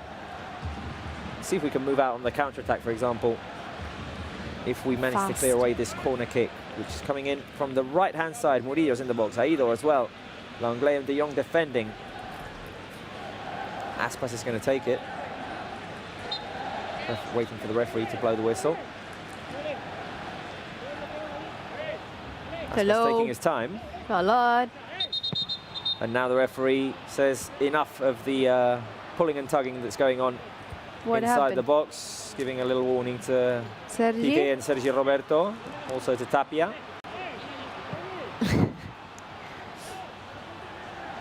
Bit of a push there by Tapia on Sergio Roberto. A little bit? A bit. I just not let them take the corner kick. The what? Give a foul. Yeah, we've done that Celta too. Vigo play it short. Iago Aspas, Denis Suarez. Vega tried to turn, and it went out for a goal kick. Can I say something, You Robert? can say whatever you like. Okay, because I have a comment from here. If you want, we'll be back to social media and I will read out loud the comments from that you guys have been sending us, telling us where you're watching us from. But I have one that I can't wait to say. Robert Morin, I hope we win tonight. By the way, I really like how Robert looks with glasses. Love you guys. Yes. Okay, wait a minute. We can go back to that whenever you like. But Barca on the counter-attack. De Jong with a great cross inside the box. Griezmann a touch too long, and it gave a chance to the Celta Vigo to defend. I had a brain freeze. I had a brain freeze. Okay, the Celta Vigo defense managed to recover the ball. You can say something about that, Robert. No, you can say something about Mai's reaction right now. She might miss the rest of the first half because she's got a laughing fit. Yeah, she might not stop crying. Okay. What was that? It was a brain freeze. I have those. You know I have those as well. Anyway, can we go back to the game? Barca on the counter-attack. They tried to put the ball inside the box. Griezmann took a touch too long, and the Celta defense took the ball away. Barca have the lead. Ansu Fati with the goal in the 10th minute. Mai right now is having a coughing fit, a laughing fit, all mixed together. Oh my God. Julia, you were saying? Yeah, okay, so let's read out loud some comments from our friends. Do you want to recap on the last one? Or maybe do you want to move on? I'm lost now. I'm absolutely lost. I don't know where we are.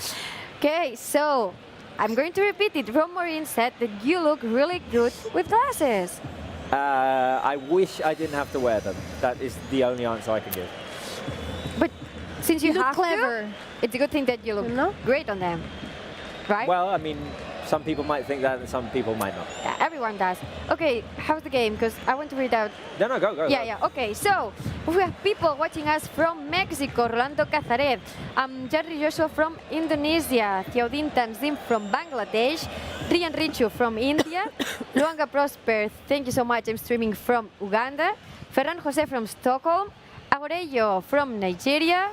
Kushal Karki from Nepal, always people from Nepal watching us. Dr. 4488 from Morocco. Jean-Paul watching from Australia, 4-0 for Barça. And David from Kenya. My prediction is 1-2 for Barça. So keep sending them in, guys, because we love to hear where you're watching us from. And if you want to say anything about the game, about us, about anything you like, where you're watching the game with, what are you doing right now, because it's really late in some places right now. So you can say anything you want, just send in your comments. Oh my God, I have asthma. do you need your inhaler? Yeah, but it's in my purse. Okay, can one of our producers get Maya's inhaler, please, because she's suffering right now. Just she might have to leave the studio. I mean, oh my God. It's because of you. If you need to leave, leave. Robert, do you see what you've caused in here? Drowning or Can I? Yeah, leave, please. I mean, don't you feel guilty? You should feel guilty. Maya's going to walk out of the studio a minute, and Julia and I are left to comment the game. She needs to recover. She needs to recover. She has laughing fits, and then she gets out of breath. Yeah, I mean, Robert, you caused some trouble here. I inadvertently caused trouble. Okay, we're going to go to Georgina in a minute, but Barca have the ball in attacking positions. Here is Lionel Messi, De Jong, Coutinho on the edge of the box, waiting or looking for the best pass, and now he switches it over to the right for Antoine Griezmann. Messi gets involved. Messi dispossessed, and Celta Vigo trying to move out on the counter-attack. Here is Iago Aspas making a run forward. He's got Langley in front of him. Langley has a yellow card. Aspas with the cross. Intercepted by Neto. Let's go to Georgina at the Balaídos Stadium. Georgina, is it still raining? Than before. You look like you're freezing, Georgina. She can't hear us. No. Can you hear us now, Georgina? No. Okay, we'll go back to her as soon as she can hear us. Maya, are you ready? Can you come back in or not yet? No, okay. Recover and come back in. Recover and come back in. God. Okay. So it stopped raining. It stopped raining. Good news for us. It's still very cold at Balaídos, and Celta Vigo are making a substitution. Maybe someone got injured? I think, yeah, number 29, Fontan got injured. He looks like he's having some trouble right now. It looks like he's stretching. And he's walking off. Bad news for Celta. Bad news for Celta, bad news for Oscar Garcia. Jose Fontan, the player taken off.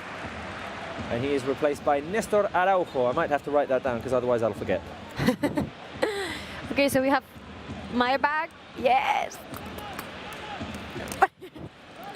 She's not ready yet. If you're not, okay, you've got, okay, all right, all right.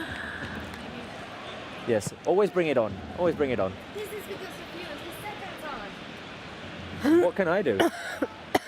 You should leave it just here on the sofa. Yeah, exactly. Yeah, I need it. Just in case. Okay, we can go to Georgina now. Georgina, at the Balaídos Stadium, is it still very, very cold? Because you look freezing. I mean, it's cold, but 1 minute ago, before the connection went off, I was saying that it was raining much more, and now my conclusion is that the rain comes and goes, because now it's not raining. So it just happened like 30 seconds ago. I mean, there's still some rain, but it's not like heavy rain like it was just a couple minutes ago. But it's cold. It's definitely cold. Look at Ignacy. He's freezing. Yeah. Look at the guy. I mean, they are cold. It's a good thing you took your jackets. Barca struggling a little bit with Celta's pressure, and Celta proving that if Barca make a mistake, they can hit us on the counter-attack. No, definitely. This is why we really need to keep our focus and concentrate on our plays in building the actions, because they are obviously very, very strong in their defense. But we've also seen how we can create chances. There was a beautiful pass by Frankie de Jong to Griezmann that the French couldn't finish. But I mean, we're proving too that we can find our ways to break through their defense. And I'm liking our pressure where they have the ball from their defense lines too. And can you We've see seen this improvement in the team. Can you see Ronald Koeman out in his technical area? Is he talking a lot to his players? What is he acting like? Not at the moment. I mean, I don't know if it's a rain. I don't think so. But no, just kidding. He's sitting in the bench at the moment. He's been out for a while now. He's going out, but he's been sitting for most part of the match now. I mean, I'm assuming that when you just arrive to a team and this is your second official game, you need to process a lot. So more than giving communications, it's just more like about getting the analysis, getting ready for the halftime talk, and then trying to improve in the second half. Okay. Yeah, that's true. That's true. There's also some Celta de Vigo trying to play a through ball, and what is going to happen here? Red card. What? Red card, but red card for Piqué. Red card for Piqué. No, it's not a red card for Piqué. Okay, so is it? No. Celta played a through ball. Celta played a through ball, and Piqué fouled Denis Suarez, I believe, but Denis Suarez was offside, so the offside call counts. Yeah. Counts, and okay, yes, you're obviously and there's watching no red the card. replay on television. Yeah, it was definitely offside. Definitely offside. Because it was very clear. I mean, if there hadn't been the offside, I mean, it was pretty fair that red card, last player on the pitch for the goalkeeper. So it kind of made sense. But yes, I mean, I haven't seen the replay, but if it was an offside, then it was offside. The rules been applied well. All right, Georgina, we'll talk to you at halftime. Super. I'll see you. Thank you very much, Georgina. Wow. He was so close to losing a player there. Wait a minute, because Barca are attacking. Here is Jordi Alba. He's going to try to put the cross inside, intercepted by Murillo. I'll explain again. It was a through ball by Celta Vigo. The run by Denis Suarez. He was offside. Piqué fouled him. If he'd have been onside, if it had been in a legal position, Piqué was off. So he'd already seen the red card. The referee had to change his call, and the linesman had shown the he'd raised his flag, and it was offside. So, I mean, fortunately for Barca, Piqué still in. Yeah, it's not good to stay with 10 players, but imagine having that, and you still need to face the second half. So, a relief it was an offside. Yeah, no. Such a relief. Such a relief. Oh my God. Celta de Vigo playing, and Celta, I mean, I wouldn't say that they're controlling the game, but they're looking a lot more comfortable than they were at the beginning. Yeah, they're doing. They're pressing a lot. So they are pressing a lot. They are forcing Barca mistakes. They haven't created very many big chances, I wouldn't say they haven't had a big chance. I mean, No. Neto's made a couple of saves, and then there was the free kick by Aspas, which hit the head of Busquets. But Barca don't look all that comfortable either. No, they don't. They don't. And what I'm most afraid of is that Celta just keep pushing. Like they're going up and up and up. And I just hope that we like score the second goal or we move this pressure into their side of the pitch, because honestly, right now, Barca is not controlling the game that much, as you said. We remind you that we're 1-0 up because Ansu Fati scored in the 10th minute, scoring his 3rd goal in La Liga. Ansu's scoring run keeps going, and it just keeps getting better and better and better and better, Maya. Better and better and better and better. What else can you say? Well, I mean... If I'm honest, I was not listening at you. I prefer not to, because okay, you prefer now next not to time listen. I'm going to die. Okay, all right. It's going to be tough to move forward with the show if you're not listening to me, but we'll try. I'm scared. We'll try. I was saying that Ansu scored in the 10th minute. He scored his 3rd in La Liga, and things for Ansu just keep getting better and better and better. And by the way, his birthday is in October. Yes, he's going to turn 18 in October. Exactly. So he's still, it's crazy to say. And there this, he is. Here is Ansu Fati making a drive inside the box. Oh, the cross inside by Ansu, trying to connect with Messi, who dived in but just couldn't get there. The ball went into the hands of Ivan Villar. Barca looking to create danger there through Ansu Fati and Lionel Messi. You know who else is from October? Me. Me. Pedri. Okay. And I'm he's thinking going to turn about 18 as well. Yes, exactly. Same year as Ansu Fati. Just a few days. I think he's... No, I'm not going to say anything. I was thinking about something, but I'm Tory, so I prefer not to. All right. Here comes Ansu Fati with the run. I think he was fouled. Ansu Fati was definitely fouled by Aido. Yes. Okay, I think it's November. and Serginho Dest is November too, from 2000. Serginho Dest is very young. Is very young. They're all very young because Trincao, he's from 2000. No, from 1999. 1999. That would make him 21 this year. Yes. Good maths. Barca playing on the left-hand side. Coutinho, Frenkie de Jong, Busquets, first touch football now from Barca. Lionel Messi, Busquets plays it out wide to Coutinho, who's on the left. He's going to drive inside. He's got Ansu in the middle. Here is Coutinho. Ansu on the edge of the box. Can he find an opening? He passes over to the right for Sergi Roberto. Sergi Roberto has the help of Antoine Griezmann. Sergi Roberto kind of slowed things down there. Busquets lifts it over the defense and finds Antoine Griezmann inside the box. Here is Griezmann, who tried to pass it back to Messi. And he got a corner kick out of it because Murillo dived in to intercept. Messi's going to walk over to take this corner kick. Lovely combination and a lovely scooping pass there by Sergio Busquets. And things are looking a bit different for Barca right now. Yes, they are. They well, are. We prefer it when we're close to Celta's box rather than our box. So definitely looking better right now. Yeah. We have a corner kick on the right-hand side and Lionel Messi is going to take it. Here comes the cross by Messi. It goes over the crossbar. And once again, we were talking about it the other day. Yeah. Messi definitely wants to score that Olympic goal. He definitely wants to score it. He will. Yeah. I'm sure. Once again, he went straight for goal with the corner kick. And did that hit the post? I think it did. He was really close right now. I think it hit the top part of the crossbar. Yeah. Wow. I hope he scores that. He will. There's nothing impossible for Messi. 5 minutes remaining in this first half. We're 1-0 up because Ansu Fati scored. Again, who would have guessed, eh? Who would have? Well, Julia would have guessed because she said she was going to... Yeah, his name. Ansu Mane, yeah. Yeah, but He's the man. Usman. He's the man. Yeah, but Usman, you say Usman, you didn't say Usmane. It's Oh, that's true. Ansuman. Ansuman Fati. He's Ansu the man. Ansu the man. Well, the man when he becomes 18. He's just a kid at the moment. For me, he is already a man. Scoring 3 goals for Barca in 2 games. Heads up. Here is Ansu again, Lionel Messi, Jordi Alba. Barca moving the ball around and looking a little bit more comfortable in these last few minutes and playing in Celta's half. Messi, Alba, back heel touch to Aido. Messi blocking the clearance by Murillo and keeping Celta in their own half, mate. I'm still recovering. You're still recovering, okay. You might need a half.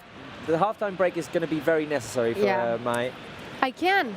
We have prepared the halftime quiz. Well, get ready for that then. Get ready for that. We need to be on point, the halftime quiz. And the people needs to do that. When we do the halftime quiz, you will follow the instructions, but you have to see fcbarcelona.com to do the halftime quiz. Take it. So Robert, we can go to social media one last time if you want when this play is over. Yeah, let's just see if Barca can win the ball back. No, because Langley fouled Denis Suarez. Oh, it's a second yellow card. It was Langley who saw, red card for Langley. Barca reduced to 10 men after Langley fouled Denis Suarez right now. The first was on Iago Aspas on the edge of the box earlier on. It was a clear yellow card, and this second yellow card, I'm not sure about it. And now another yellow Piqué card. sees another yellow. Yeah, everyone's complaining. Be quiet, be quiet. Ronald Koeman definitely not happy about that. So, I mean, for a second yellow card, I'm not sure about this. But you can check it. The elbow was kind of high. No, he didn't touch his face. He stops the run. He's not. A bit too much. No. A bit too much for It's a second foul, yellow. but it's a bit not, too much for a second yellow. Yeah. It's not a yellow card. And the bad thing is, with the VAR, you can't check the yellow card. You can't check the yellow cards, no. No.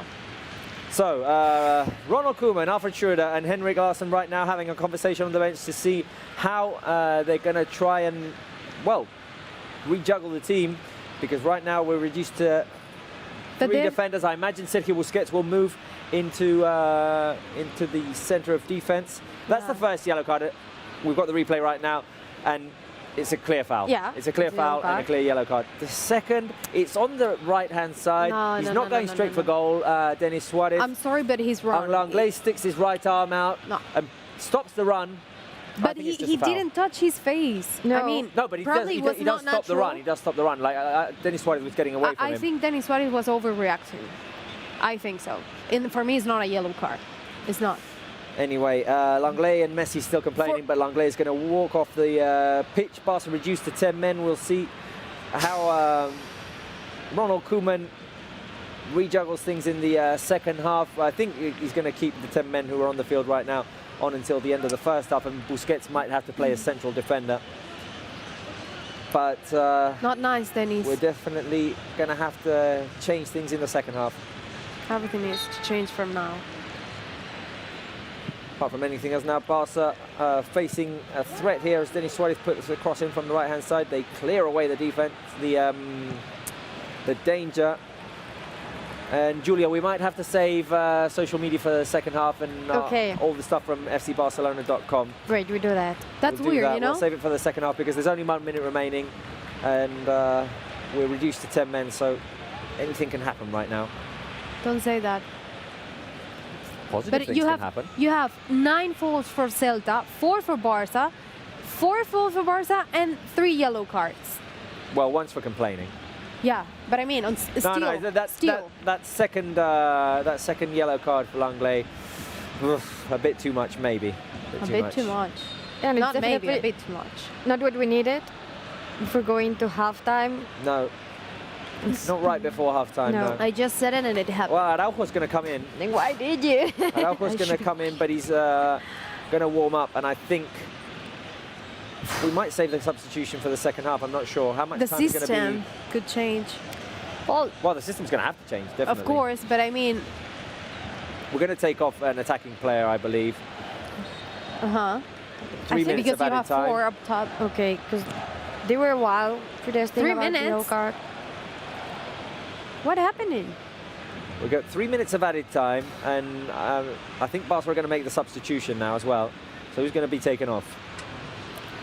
It should be someone like... It's going to be either Griezmann or Coutinho, I believe. Maybe not Ansu. Griezmann, because you can use Coutinho as a midfield. For me, it should be Griezmann.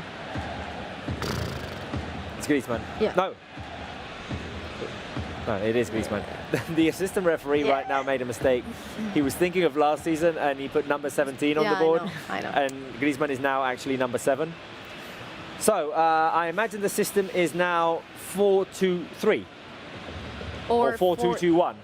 Could be. So with... or 4-3-3. Or, no, not 4-3-3. We have one player less. So it would be 4-3-2, 4-3-2. Okay, so in any case, as Jordi Alba is now having his arguments with Hugo Mayo. In any case, right now Barca playing with Neto, Sergi Roberto, Araujo, Piqué and Jordi Alba. We've got Busquets and De Jong in midfield, and up front we've got Coutinho, Ansu Fati and Lionel Messi. That's because Clement Lenglet was sent off just a couple of minutes ago. And the game is slowed down. Yes. There's too many interruptions right now. Now there's a Celta Vigo player on the floor. I think it's Aido. And I think we just need this first half to end. Me too. Everyone take a breather and come out But Robert, what do you fresh for the second expect? half. Like the system now? It's going to be 4-2 definitely. 4 defenders, 2 midfielders, and up front Coutinho might be helping in midfield a little bit more, and Ansu and Lionel Messi just playing more in a free role up front. We can see Ronald Koeman right now talking to Ansu, who was the goal scorer, by the way, scoring the only goal of the game so far and his 3rd in La Liga. Aido walking off. I don't know why I say 4-3-3 because I just forgot that Lenglet was sent off. Yeah, and we're 10. Anyway. But we need to keep positive, guys. We need to stay positive. Personally, I just think this first half should end because there's too many interruptions right now. Just everyone walk to the dressing room, take a breath of fresh air, and come out fresh for the second half. And the referee having a little bit of an argument right now with Hugo Mayo, Jordi Alba. Aido is going to try and come back in. It's getting chaotic. Just too many interruptions. Piqué plays it all the way back to Neto, who boots it forward. 3 minutes of added time have been played, but the game was interrupted, and so we might get an extra minute as well. Here is Lionel Messi driving forward. He had the help of Jordi Alba. Messi. Messi's going to turn. Yeah. Yellow card. It should be a yellow card. Now Maya is going to want a yellow card for every single foul that No. commit. That was a yellow card. That was a yellow card. That's the difference. You see? That's a yellow card, Robert. I'm not sure you'd be happy if a yellow card was given for that against a Barca player. I'm just not sure. That's more a yellow card than the one from Lenglet. I promise you. And I'm not a referee. I would love to see Maya as a referee. I would love that. I can handle this. Here is Barca just keeping the ball at the moment, and Messi's going to put it inside the box. Messi's decided he's had enough. He's not going to play it short.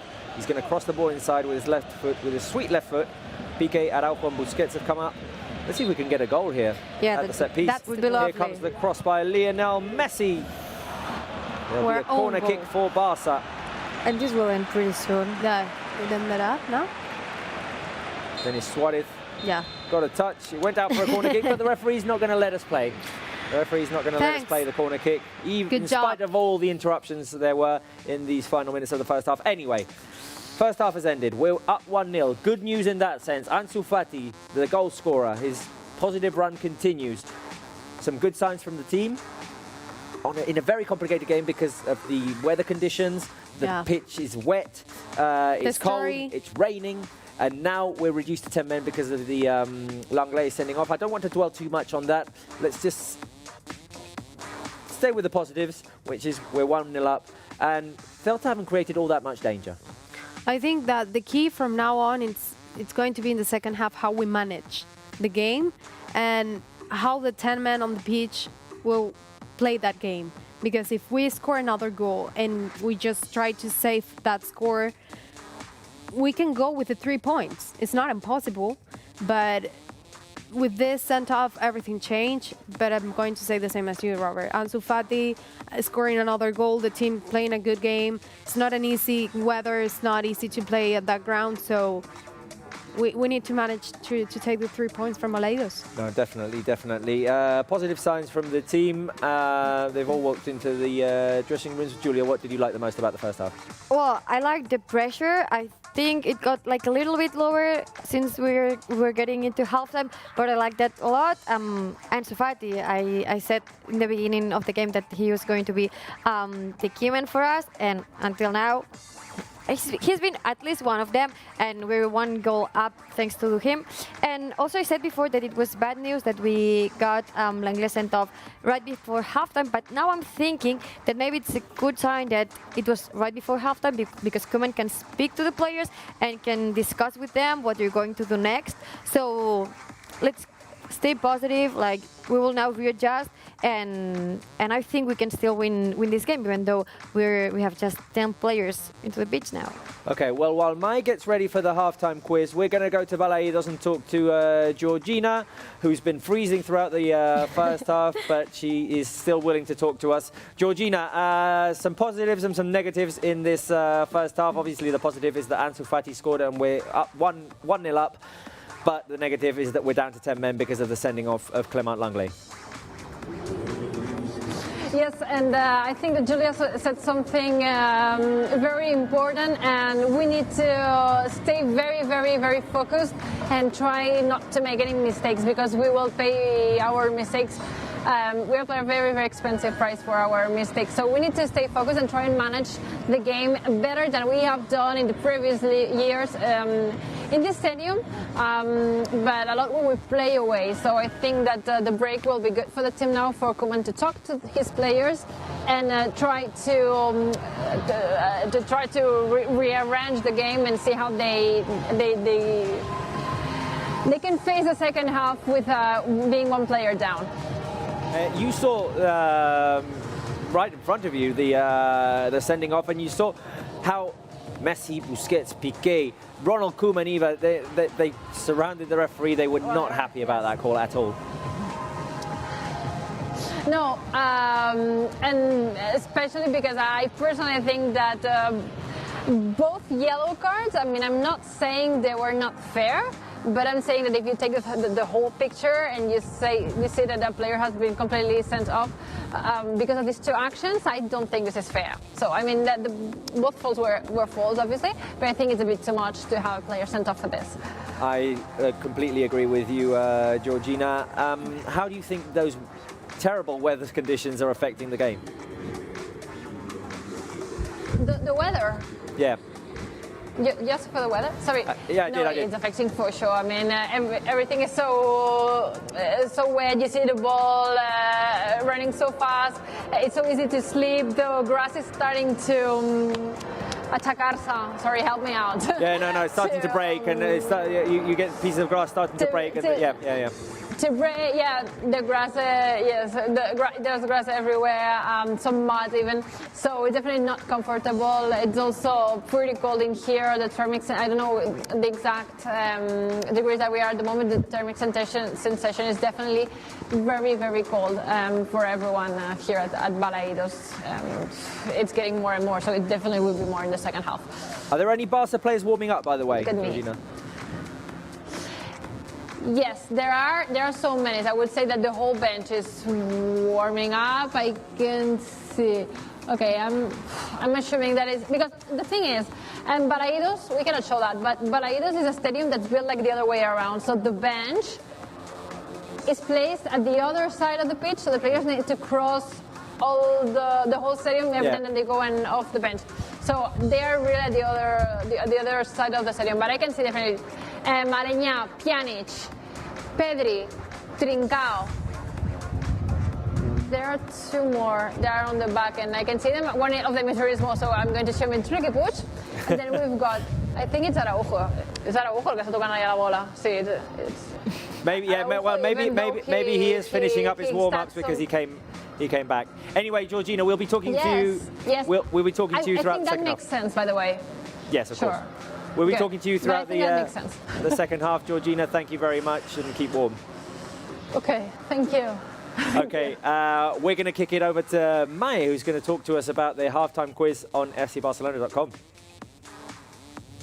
Hello, Coolers. Hello, Barça fans. This is the halftime of that Celta Barça. And as we did the last time, we have prepared for you this match day challenge that you can take on fcbarcelona.com. Today, we have the halftime quiz again. So let's take a look at the questions. First one, which one of these facts about Oscar Garcia is not true? A, scored a brace at Balaídos. B, coach Barça Juvenil A.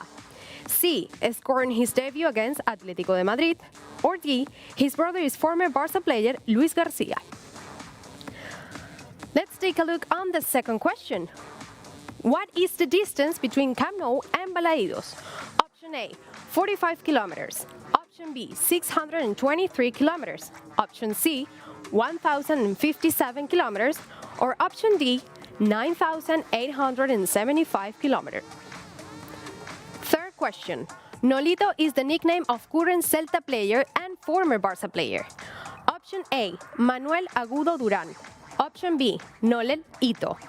Option C, Denis Suarez. Or option D, not a nickname, is his real name. Fourth question. Who scored the winner in Barça's last victory at Balaídos? Option A, Lenglet. Option B, Umtiti. Option C, Mathieu. Or option D, Digne. And the last one, question 5. Barça won the 2005-2006 league at Balaídos in strange circumstances. What happened? Option A, there were no fans. Option B, the league was won at halftime. C, the trophy got lost. And D, referee was sick. This is the halftime quiz that you can take on fcbarcelona.com. Now, it's time to see the best content on Barça TV+.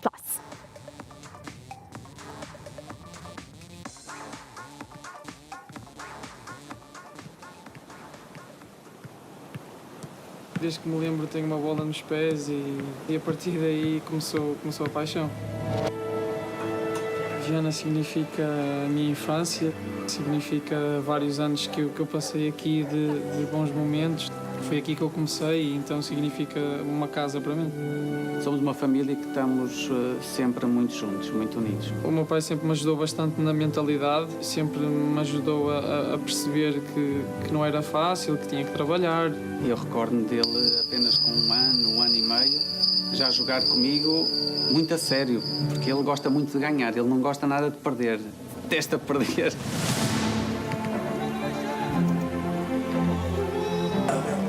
Hola David, ¿qué tal?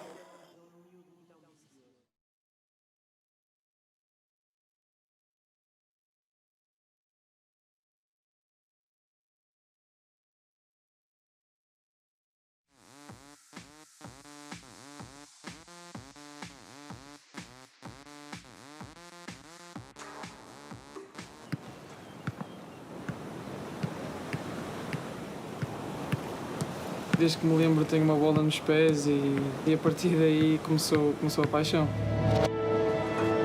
Viana significa a minha infância, significa vários anos que eu passei aqui de bons momentos. Foi aqui que eu comecei e então significa uma casa para mim. Somos uma família que estamos sempre muito juntos, muito unidos. O meu pai sempre me ajudou bastante na mentalidade, sempre me ajudou a perceber que não era fácil, que tinha que trabalhar. Eu recordo-me dele apenas com um ano e meio, já jogar comigo muito a sério, porque ele gosta muito de ganhar, ele não gosta nada de perder, detesta perder. E o Francisco, eu acho que tem essa... Ele é um miúdo muito ambicioso. Ele quer sempre aprender mais. Primeira vez que o Francisco veio cá treinar, desde logo vimos que era um miúdo diferenciado. O Francisco sempre teve uma capacidade, uma habilidade inata de desequilibrar. Era um fantasista.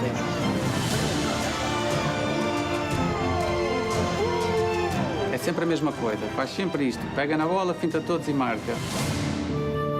A tomada de decisão de irmos morar para Braga foi quando eu assinei profissional, quando tinha 16 anos, e os meus pais acharam que era o melhor, porque o meu pai também tinha a facilidade, porque tinha trabalho em Braga, e acabou por ser uma decisão mais fácil nesse sentido, e achámos que era o melhor para todos.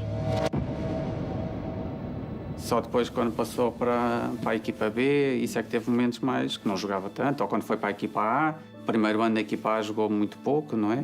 E pronto, esses foram os momentos mais difíceis dele. E ele não estava a conseguir fazer a transição de miúdo para graúdo, não estava a conseguir reagir muito bem àquilo que era uma nova realidade para ele. E desde que foi para a equipa B e para a equipa A, Braga fez um trabalho específico com ele para ele desenvolver em termos musculares, porque sentíamos que essa podia ser o problema dele.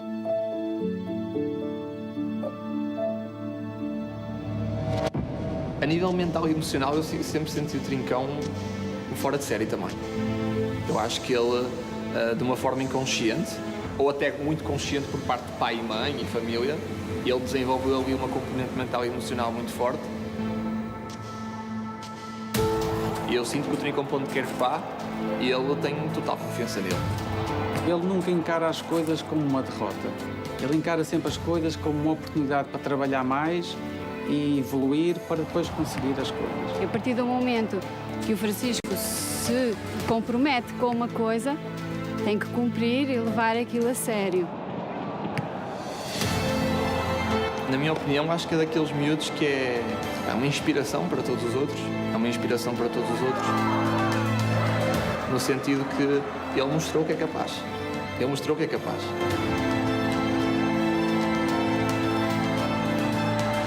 Com o trabalho dele e com a dedicação que ele ao longo do tempo foi tendo, eu fico muito orgulhosa do que ele conseguiu.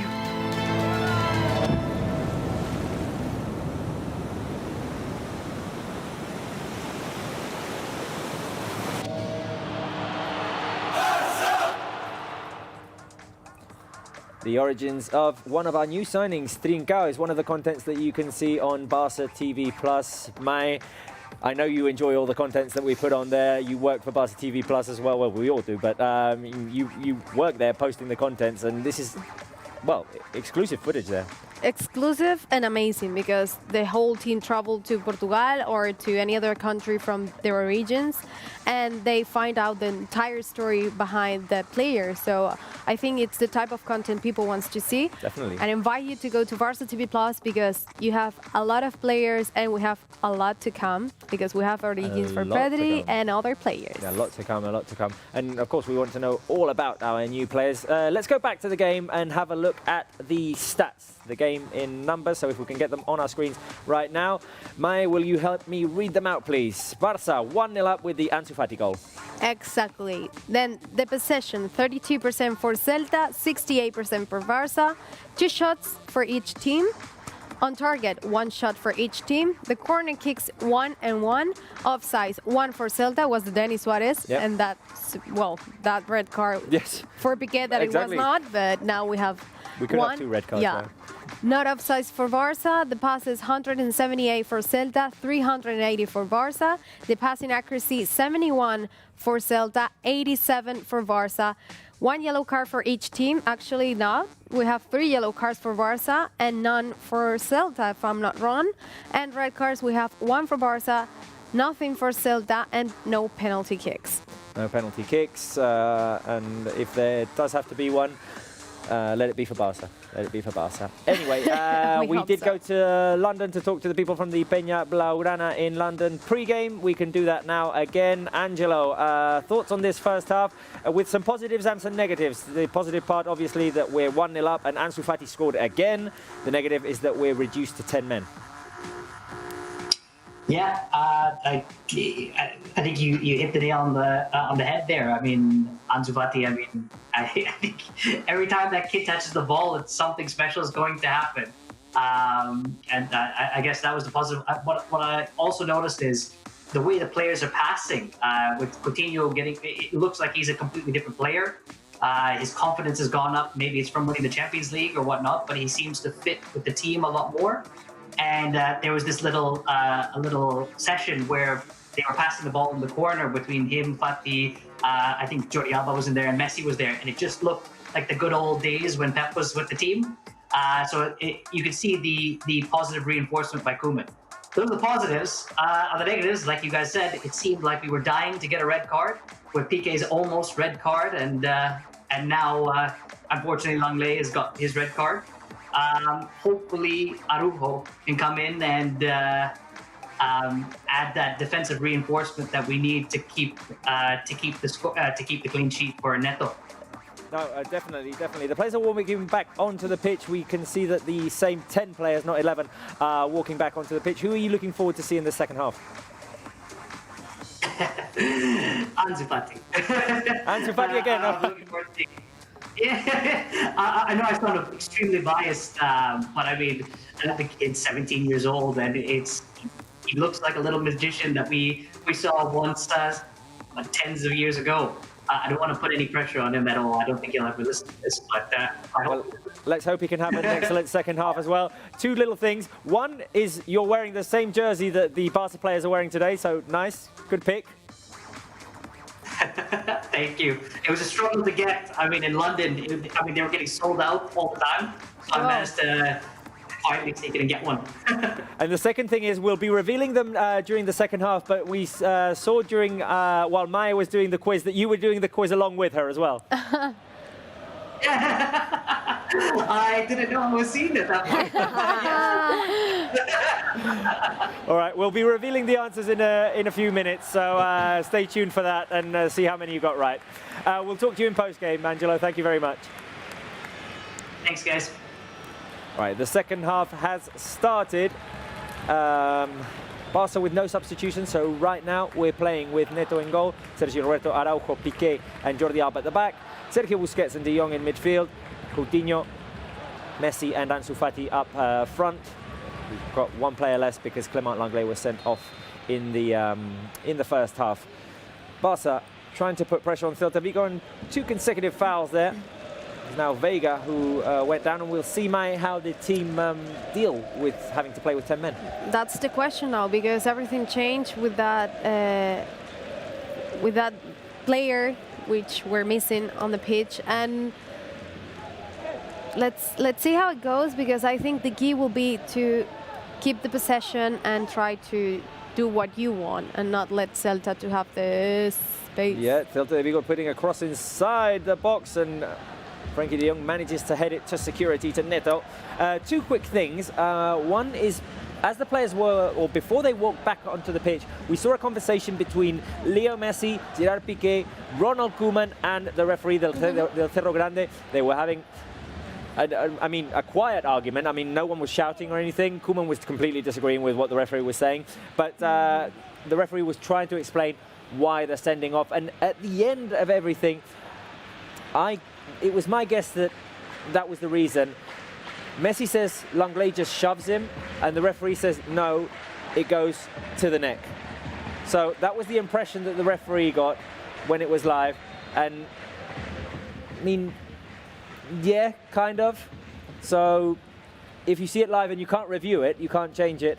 That's why the decision of the second yellow card. I know, Maya, you don't agree with it. I know you don't agree with it, but that was what the referee was saying to Lionel Messi. He actually placed his arm on Messi's neck there. They were both fighting, and I think obviously that you can be like this defending, but in a way, like, he didn't touch his face and it was not looking for the fall. So I don't think it's a yellow card, and I really wish I can enjoy that conversation with the referee, because I have to say many different things now. I do think that Denis Suarez had the advantage and was running away from Lenglet. Okay. So Lenglet did shove him, and unfortunately it was a bit too high. I mean, Robert, you have even, let's say, dirty falls than that with the elbow, and it's not even a yellow card. With that, I agree. I don't think it's enough for a second yellow. I don't think, but I understand why live the referee thought it was a yellow. The other thing is, before we go to Julia, is that when Celta de Vigo had the ball just a minute ago, I think that the team has rearranged into a 4-4-1. Which is what we saw, which has Sergio Roberto on the right, Araujo, Piqué,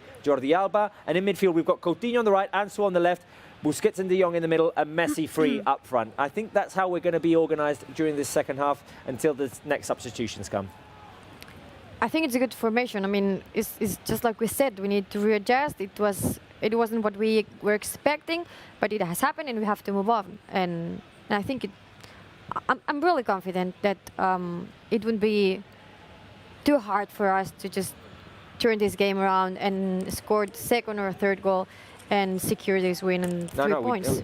We need to go for a second goal. We definitely need to go for a second goal, and Coutinho, I think it's coming, has made an excellent move there, finding Alba, who played it forward to Ansu Fati, and Ansu manages to get a throw in on the left-hand side as he was trying to get away from Hugo Mayo. Julia, we said we were going to talk about things that are posted on fcbarcelona.com. Yes. In the first half, we didn't have time. Go for it now. We're going to the Culés wall, because we need a second and a third goal, but we need some positivity right now, so we're going to read out loud some of the comments you have left us here at the Culés wall. Starting with the first one from Libby in Finland. intensity in the first half was great. Ansu was unstoppable. Nice to have Coutinho back. The second one has been sent to us by, let's see if we can get it, because I had is it possible we move on to the next one? Okay, so this is the one we just read out loud.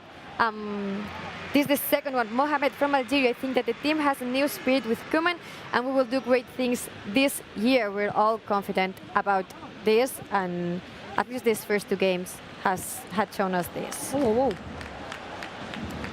Third one, Olukayot from Black. Oh, wait a minute, Julia, because Messi's inside the box. Messi scores! Messi scores! Julia, you said we needed positivity. The messages from the Culés wall gave us positivity. Lionel Messi scores! Yes! I don't know what we're doing here. We're keeping social distance. We're keeping social distance. Yay! Lionel Messi has scored Barca's second goal with a little bit of fortune there, because he got himself inside the box with a lovely little couple of dribbles, and then I think he was trying to pass the ball into the middle, and the ball took a touch off of a defender and rolled into the goal. So Messi gets away from 2 defenders, tries to cross it inside. It gets a touch off of Olata, and I think that's counts as an own goal, because there was no way that Messi's cross was going in. A bit of luck there for Barca, but it's the bad luck we had in the first half with the red card turned into good luck now with an own goal by Olata. Second consecutive game in which we forced an own goal, and second consecutive game in which Messi forces the own goal. Yes. Ronald Koeman was the same as us. ecstatic on the sideline. Obviously, your away game is not an easy ground for you, because the results lately are not that good, and you have 10 men on the pitch, and you scored the second goal, and which is good because we're just starting the second half. Yeah. Amazing.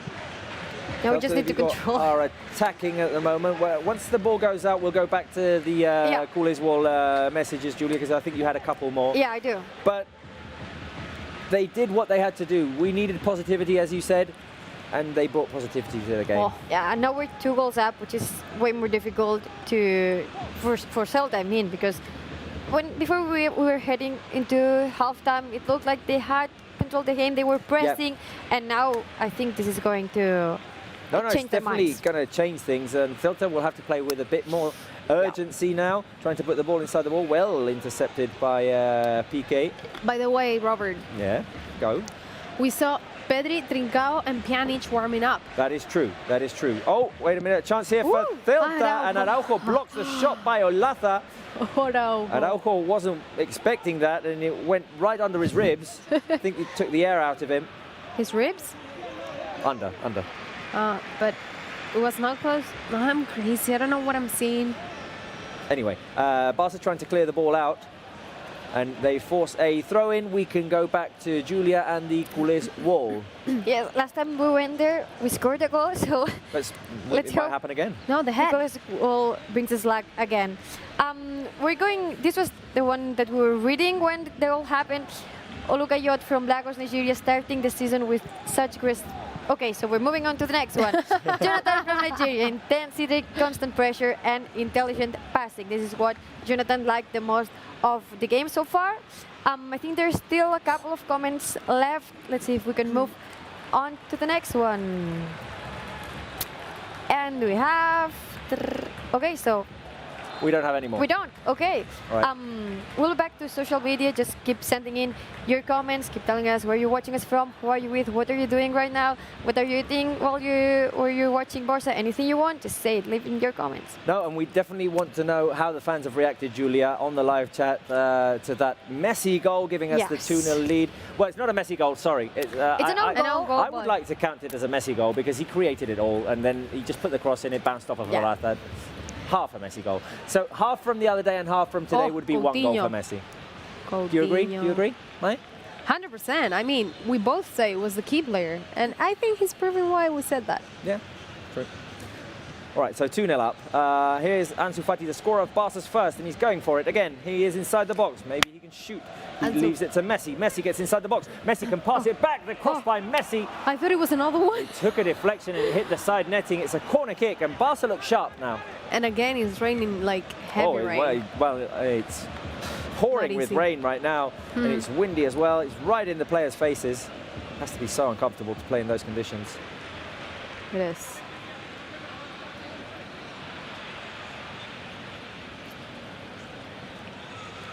So a corner kick for Barça on the left-hand side. 12. If we're scoring a goal today, we'll have to go back to the Culés wall. Yeah, exactly. And Sufati with the cross, and it took a touch off of a Zelta player, I think. No, well, that's what Busquets thinks as well. But the referee gave a goal kick. They should check that. 10 minutes played in this second half. And an own goal by Olaza made it 2-0 after a great move by Lionel Messi getting himself inside the box after dribbling away from 2 defenders.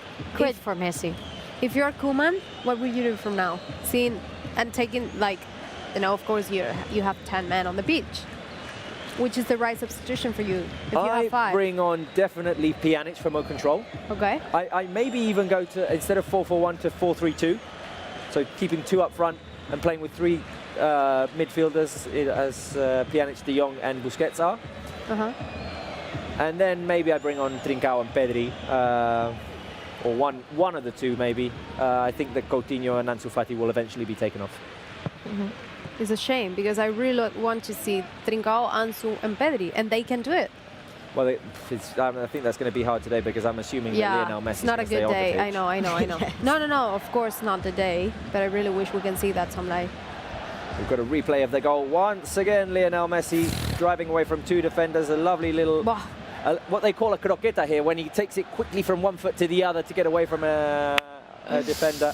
And then the cross he was trying to put inside, took a deflection off of Olaza and rolled into the goal. Okay, we can go to the Balaídos Stadium. Georgina, we're 2-0 up. 2-0 up, and it's still raining here at Balaídos. Do you hear me? It's raining cats and dogs right now. It's raining cats and dogs. My favorite expression ever in English. It's raining cats and dogs. It is. And look, I mean, you were watching this on the Koeman camera. You're seeing it, but you can see it also on the players. I mean, it's not sweat, it's rain.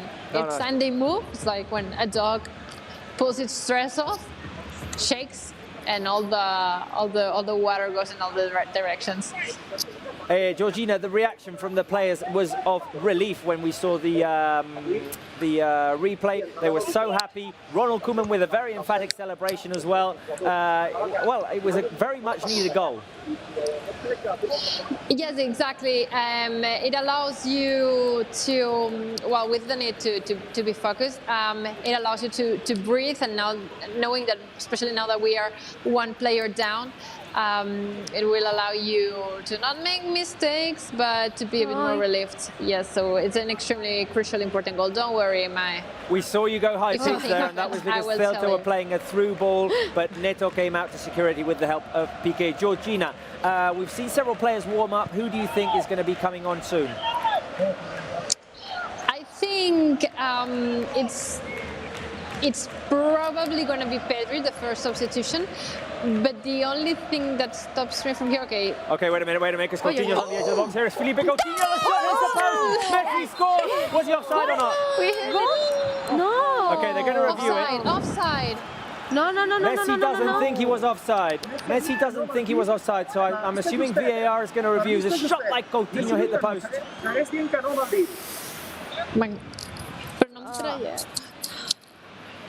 The shot by Messi. Oh, is he just offside? I think he is just offside. Clear. It's not clear. I think his head is just ahead. Oh, gosh. I don't think it's going to count. It's such a shame that the Coutinho shot didn't go in. Yeah. Because it hit the post. Messi scored on the rebound, and I think only his head was in front of the last defender, but that's enough to call it offside. I want to see the line. I don't trust it's an offside. I want to see the line. Messi didn't think 100%. So. He was saying no to the assistant referee. What? No, and it's not going to count. It's not going to count. Celta make a couple of substitutions. Georgina, okay, that goal doesn't count. Yes. Too bad, because we were euphoric here. I mean, we haven't seen a lot of good results from Barça here at Balaídos, so going 3 up in the 0-3 in the scoreboard, minute 60 of game, that was amazing news. I haven't seen a replay. According to what you were saying, it was not a very, very clear offside, although the referees were pretty straightforward about it. Messi was still arguing with him for a long time because he definitely thought he was in the right position, and he's definitely motivated. There he goes again. And here he goes, the long pass by Felipe Coutinho. Messi inside the box, takes it to his left foot. Messi tries to set up Coutinho. A save there by Ivan Villar, and it's going to be a corner kick. Georgina, we've come to you, and the game is all of a sudden so exciting on the Barca half. We're going to leave you. We're going to leave you. Okay. And we'll come back to you later on in the game and then in post-game as well. Sure, okay, whenever you need to. Thank you, Georgina. Corner kick for Barca on the left-hand side. A couple of great chances for Coutinho. One hit the post, now saved by Villar, and it was a great run by Lionel Messi. Look at the corner flag. It's just... Oh, my God. At a 45-degree angle right now. Coutinho with the cross. Villar got his fingertips to it, and now it's going to be a corner kick on the other side. It's not awesome to see Coutinho like this. Yes. It's like, what? It's amazing. It's amazing. It's amazing. Oh. Yeah. The head, you said it. It's his head. Okay, wait a minute. Let's see what we're reacting to. We've got a replay of the offside call against Messi in what would have been Barca's third goal. It'd be amazing. So far, only 2 count. Ansu Fati scored the first, and the second was an own goal by Olaza. But I'm going to tell you, we're going to score the third goal. Well, it looks like it right now. It looks like it right now. We're going to do it.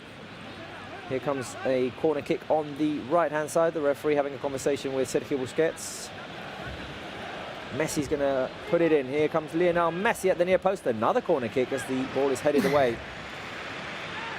And there were like 3 Celta Vigo defenders defending that near post, knowing that Messi might go straight for goal. For the Olympic goal, yeah.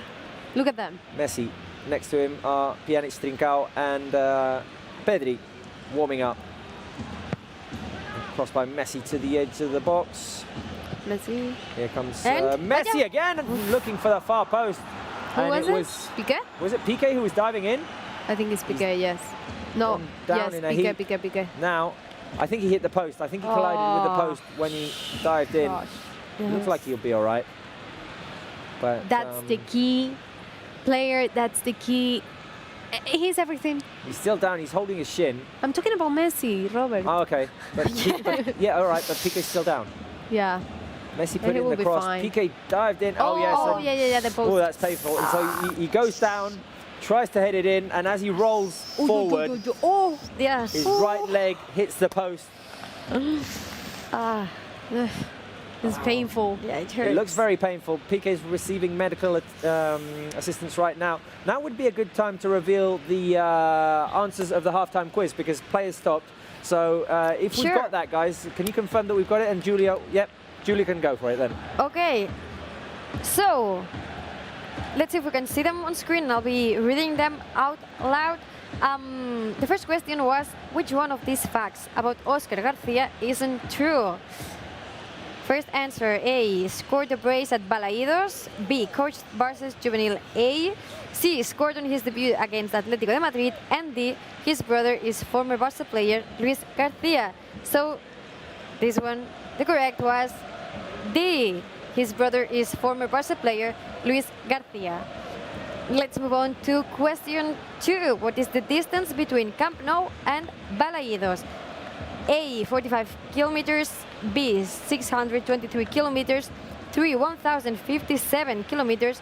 And 4, 9,875 kilometers. And the correct answer was C, 1,057 kilometers.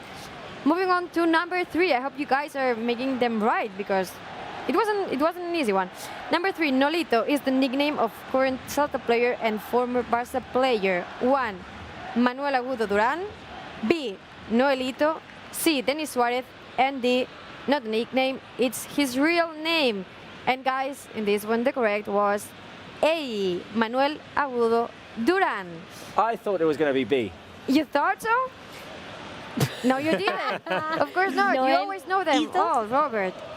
Okay, moving on to the 4th question. Who scored the winner in Barca's last victory at Balaídos? A, Lenglet. B, Umtiti. C, Mathieu. And 4, Digne. And the correct answer, guys, was C, Mathieu. Robert, you said it before. I mentioned it in yeah, I gave people a clue. were listening to you.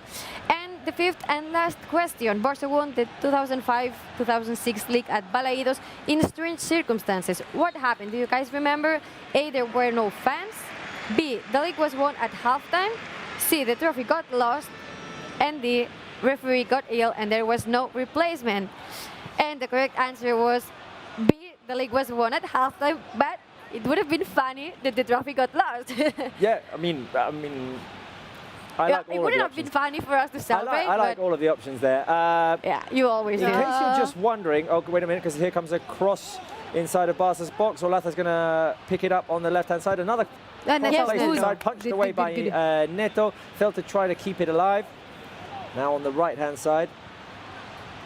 Iago Aspas, good pressure by the Barca defense, and it's going to be a throw-in for Barca. In case you were just wondering, Julia had time to read all of those questions and answers, and nothing was happening literally because first Piqué was receiving medical assistance, and then the referee was having some sort of trouble with his communication system. I mean, he had to place it on his arm.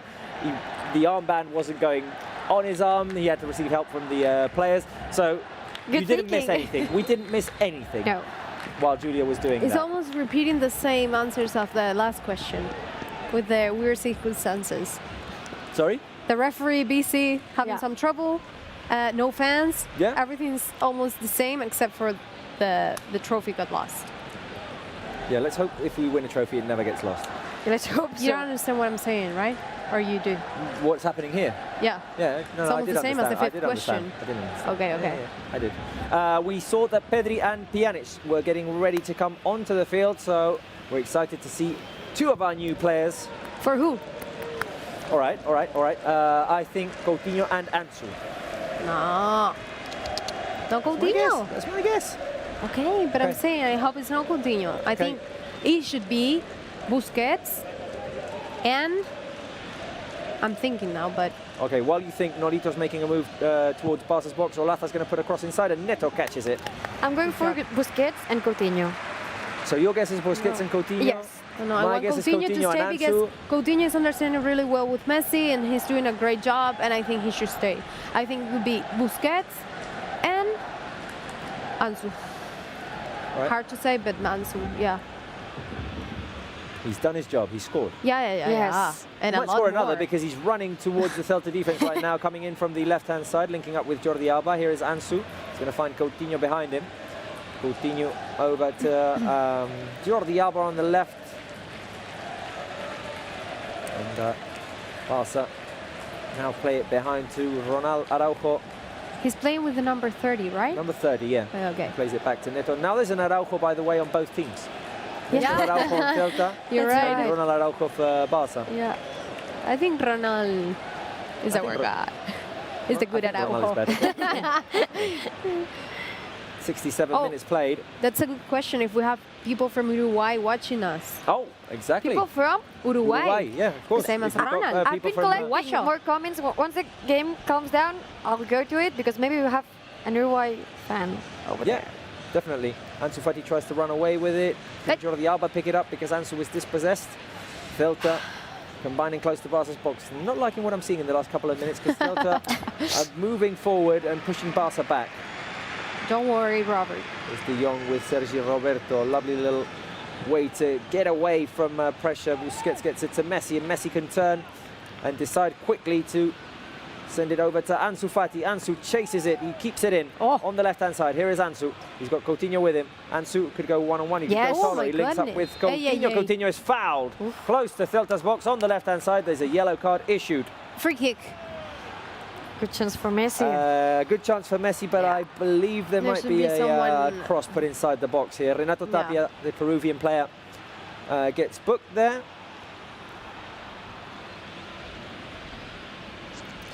It's a shame that Pjanic is not on the pitch because it's the same as the last time. Yes. Yeah, right-footed, it could be the left free kick. Yeah, I think, well, definitely if Pjanic was on the field, he would be an option here. Well, it doesn't look like Messi's going to cross it inside. He's going to go straight for goal because there's no one inside the box to actually head the ball in. I know. And he's pretty close. I mean, he could have the chance. It's Messi. So 4 players in the Celta de Vigo wall. I imagine Villar putting them in the right position with 26 meters away from goal. Messi has scored from that kind of distance many a times. Yes. As we approach the 70th minute mark, Messi looking at the angles, looking at the distance. That's the goal, Robert. Waiting for the referee to put the ball in the right place and blow his whistle. Can Messi score? Well, of course he can, but will he? Here is Lionel Messi. Referee blows the whistle. The shot by Messi hits the wall and goes out for a corner kick. It hit Renato Tapia in the head. Yeah, we're suffering here. We're suffering a little bit here, yeah. The third goal would make me feel a lot more comfortable. A lot. And it would mean that I would get my prediction right as well. You Yes, would get me, your I prediction right as well. But I prefer that Barca score another goal, even though I won't get my prediction right, of course. Nice, Julia. I mean, if we end up winning 2-0... Sacrificing yourself. Barca will take the corner kick on the left-hand side. Still very windy and still very rainy at the Balaídos Stadium. Here comes the cross by Lionel Messi, headed away by Tapia. Ansu's going to fight for it. It's going to go out for a throw-in, and I believe now Barca will make their substitutions. The time has come. And who's it going to be? It's Trincao. So Coutinho comes off, and in comes Pedri. Coutinho. We got this one. Where's Pjanic? I thought he was getting ready. I think he's coming anytime soon. Is it a triple substitution? So Could be. Coutinho definitely is one of the men leaving. What a shame, because I think Great he's doing performance by Coutinho. Yes, amazing. Yes. And the last time he provided an assist, so he's in the top level. But Koeman is the coach, and he knows better than me. Okay, so we're going to have to wait to see Pjanic, because right now it's only going to be a double substitution. Pedri and Trincao coming on, Ansu and Coutinho taken off. So you were right. You were fully right. Yeah, I wasn't going to say it, because Maya gets mad at me when I say it. But I was kind of right, yes. You were, you were.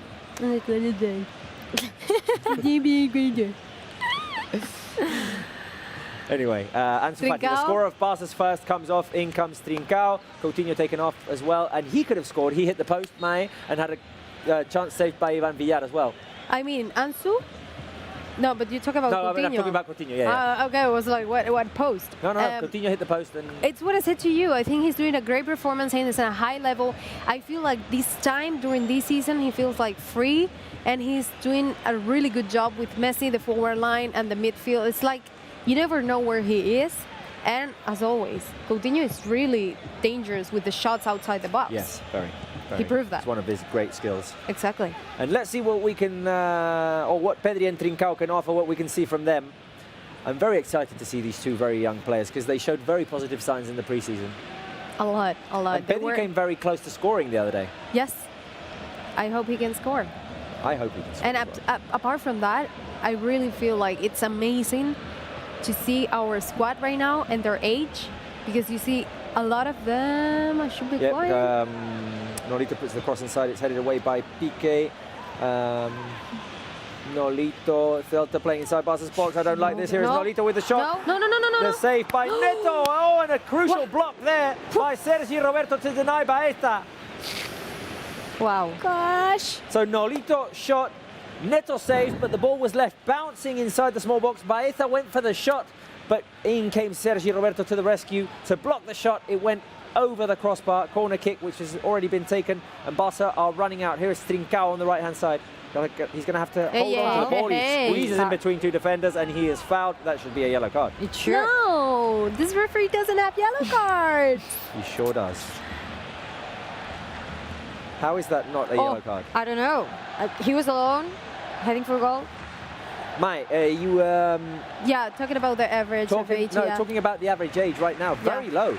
Because we've got De Jong. Trincao. Pedri. Dembélé, who's young. I mean, I mean on the pitch. I mean on the new signings. No, I mean on the pitch right now. Oh, on the pitch right now. On the pitch right now, Araujo as well. Yeah. So some very young talents playing. No, but the entire squad. If you see Dest right now. No, in the squad as well. Yeah. Definitely. Dest, Dembele's young as well, obviously. Ansu Fati, who's just come off. No. Ricky Puig can get his minutes as well. Alagna can get his minutes as well. Some very young players in the squad, so we're gradually rejuvenating. You're right, which is good. I think Messi is happy about this. Oh, I mean, as He's long as he's enjoying winning, this. Messi's going to be happy. He joins this because obviously it's like something fresh and super quickly for him to play it alongside. Look, I thought it was a very positive sign that at halftime, when they were complaining to the referee, it was a unified front with Messi, Piqué, and Ronald Koeman. Yes. All three of them together, trying to get their point through to the referee, a united yes. front there, and I thought that was very, very positive. Very calmly, like you said. No, and very calmly as well.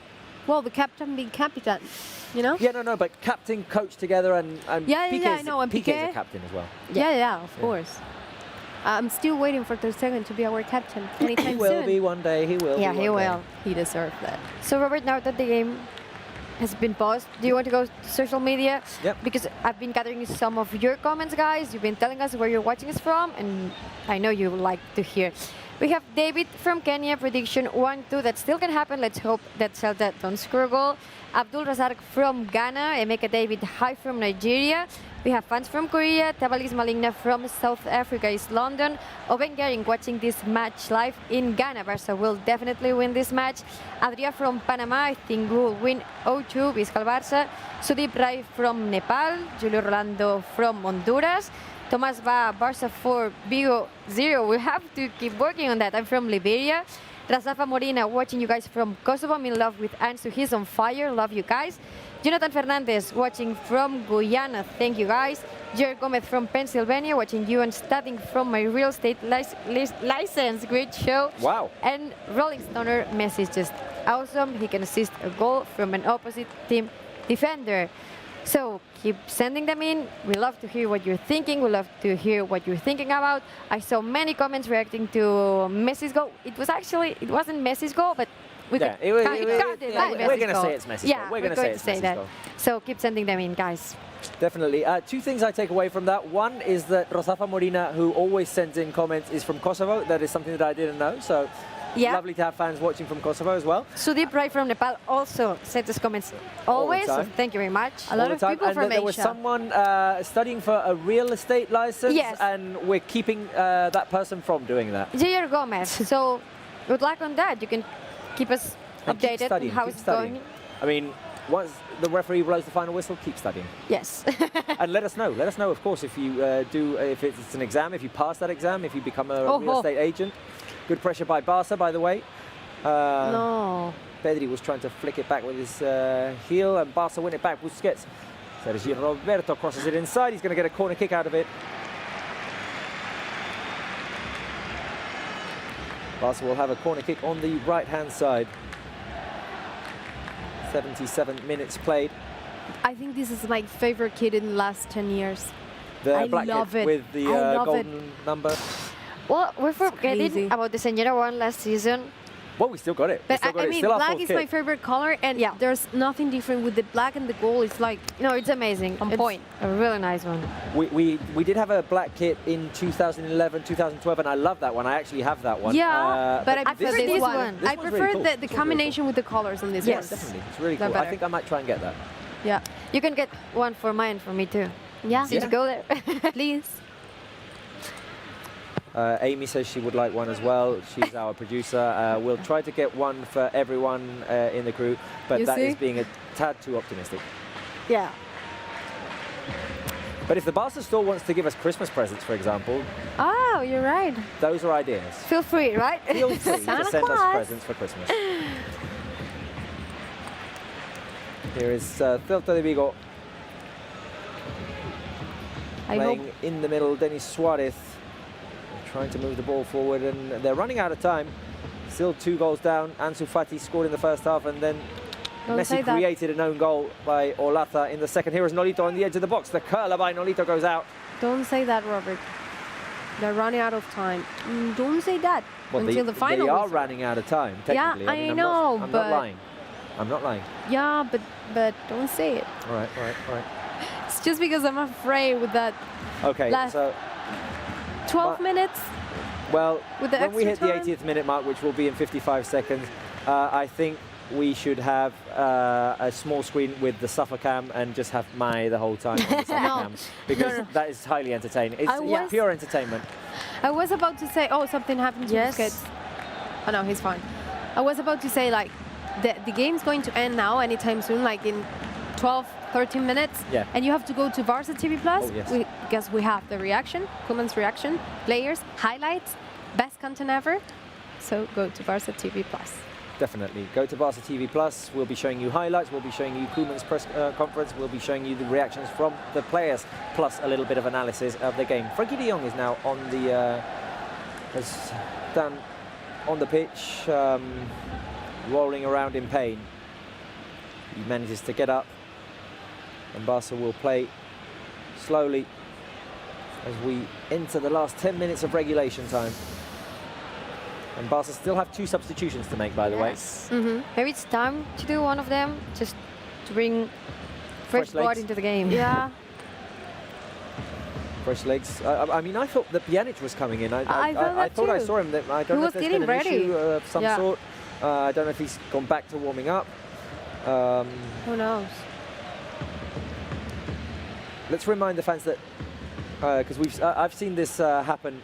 Been following the NBA playoffs as well, and players who have tested positive for COVID, sometimes some of them are having more struggles to recover and get into game fitness, just because of how that disease affects you, even if you've been symptomless. Pjanic, obviously, his presentation was delayed 14 days because he tested positive. That was public, so I'm assuming there's no problem with me saying that because it was public everywhere. So maybe that's the issue, that, I mean, Koeman just wants to limit his minutes, gradually bring him into the team. I'm just assuming. Yeah, but if he's negative now and he's fine. No, but it's true. It happened before to some players. It takes it takes them time. It takes them time to get back into match fitness. I mean, Pjanic only played a little bit in the Gampa, a little bit the other day, so he's going to gradually have to get into playing form. Celta Vigo have the ball. We're going to go to Balaídos and talk to Georgina one final time during the game, and then we'll talk to her in post-game, obviously. Georgina, Celta Vigo trying to cut back. The referee blew his whistle, and Zelta will have a chance for a mini corner here on the left-hand side of the box. So if you just hang on, Georgina, we'll let the fans know what's happening in the game, and hope that nothing bad comes of this. Of course. Hope that nothing bad comes of this. Don't think about it. Okay, I'm not going to think about it, but Nolito's going to put a cross in from the left-hand side. Nolito, the former Barca player, of course. Noelito? Noelito, yes, exactly. I thought that was the answer. Okay, waiting for the referee to blow the whistle. Nolito's going to put the cross in from the left-hand side, or he can go straight for goal. Here is Nolito. Yes. Neto punches away. Denis Suarez brings it down on his chest. Barca can move out on the counter-attack. Here comes Pedri. He's very fast. He's got Messi in the middle. He's got Jordi Alba as well. Messi picks it up. Piqué running forward as well. The pass by Messi to Jordi Alba. He clashes into Ivan Villar, and I think Alba might even see a yellow card as both players went down for it. Villar got there first, and Alba crashed into him. While those players received medical attention, Georgina, final 10 minutes of the game, and a third goal would definitely make us feel a lot more comfortable. Yes, because Celta definitely believe in themselves, and you can see that not only in the way that they are playing and trying to get attacks every time that they get the ball, but how they communicate between them, and how they try to argue everything every time with the referee when Barca players aren't, for example, quick enough, fast enough to take a ball, a corner kick, or whatever it is. They always think to say with that. So they really believe that they can do something in the 10 minutes that are left to be played. So that's a yellow card. And Georgina, we can still make 2 substitutions, only 1 cycle, but if we were to make 2 substitutions, we would have to make them at the same time. Yes. 2 more players can come to the pitch, and we now have Aleñá, and I think can it be Rick Woods, the other one? No. Yes, it's Ricky. Sorry, he's so far away from us. I hope, and I think that Pjanic might get some minutes, and that in the end we will see kind of the same situation that we saw against Villarreal, and Koeman trying to replicate the same model. About the 2 substitutions that he just made before, I really liked the move because I think that beyond the players, there's like a thought behind it that you can extract, like 2 very young players, Pedri and Trincao, getting subbed on when you're when you're a player down. I mean, even if you are 2 up, you're seeing Celta get their chances. And I think it's a bold move. I approve it. I like this attitude in Koeman. No, we definitely like it, and we like to see Trincao and Pedri. Georgina, we'll talk to you in post-game. Sure. Thank you very much, Georgina from Balaídos. Neto takes the goal kick, and we are in the final 5 minutes of the game. And Mai's nervous. I'm nervous because I don't like the final minutes of any game. But I think we deserve the win, and we want to score another goal. We have proved that, and my goodness. Barça deal with the move by Nolito and Iago Aspas inside the box brilliantly. Neto clears it away. Zelta have the ball again. Now Busquets heads it away. Mai, to take your nerves away, just remind the fans what they can do when the referee blows the final whistle. They go to the searcher, right, and find for the Barça TV Plus. You can subscribe, and you're going to have the best content ever because we're going to show you Koeman's reaction, players' reaction, highlights with this game, the real game, and, of course, the best analysis of this post-match. And Julia, sorry, I was going to say Georgina, Julia. The fans can also go and rate the game on fcbarcelona.com. Yeah, you can. So go there. You still have time, and afterwards we will recap. We will see what you've said, and just go there.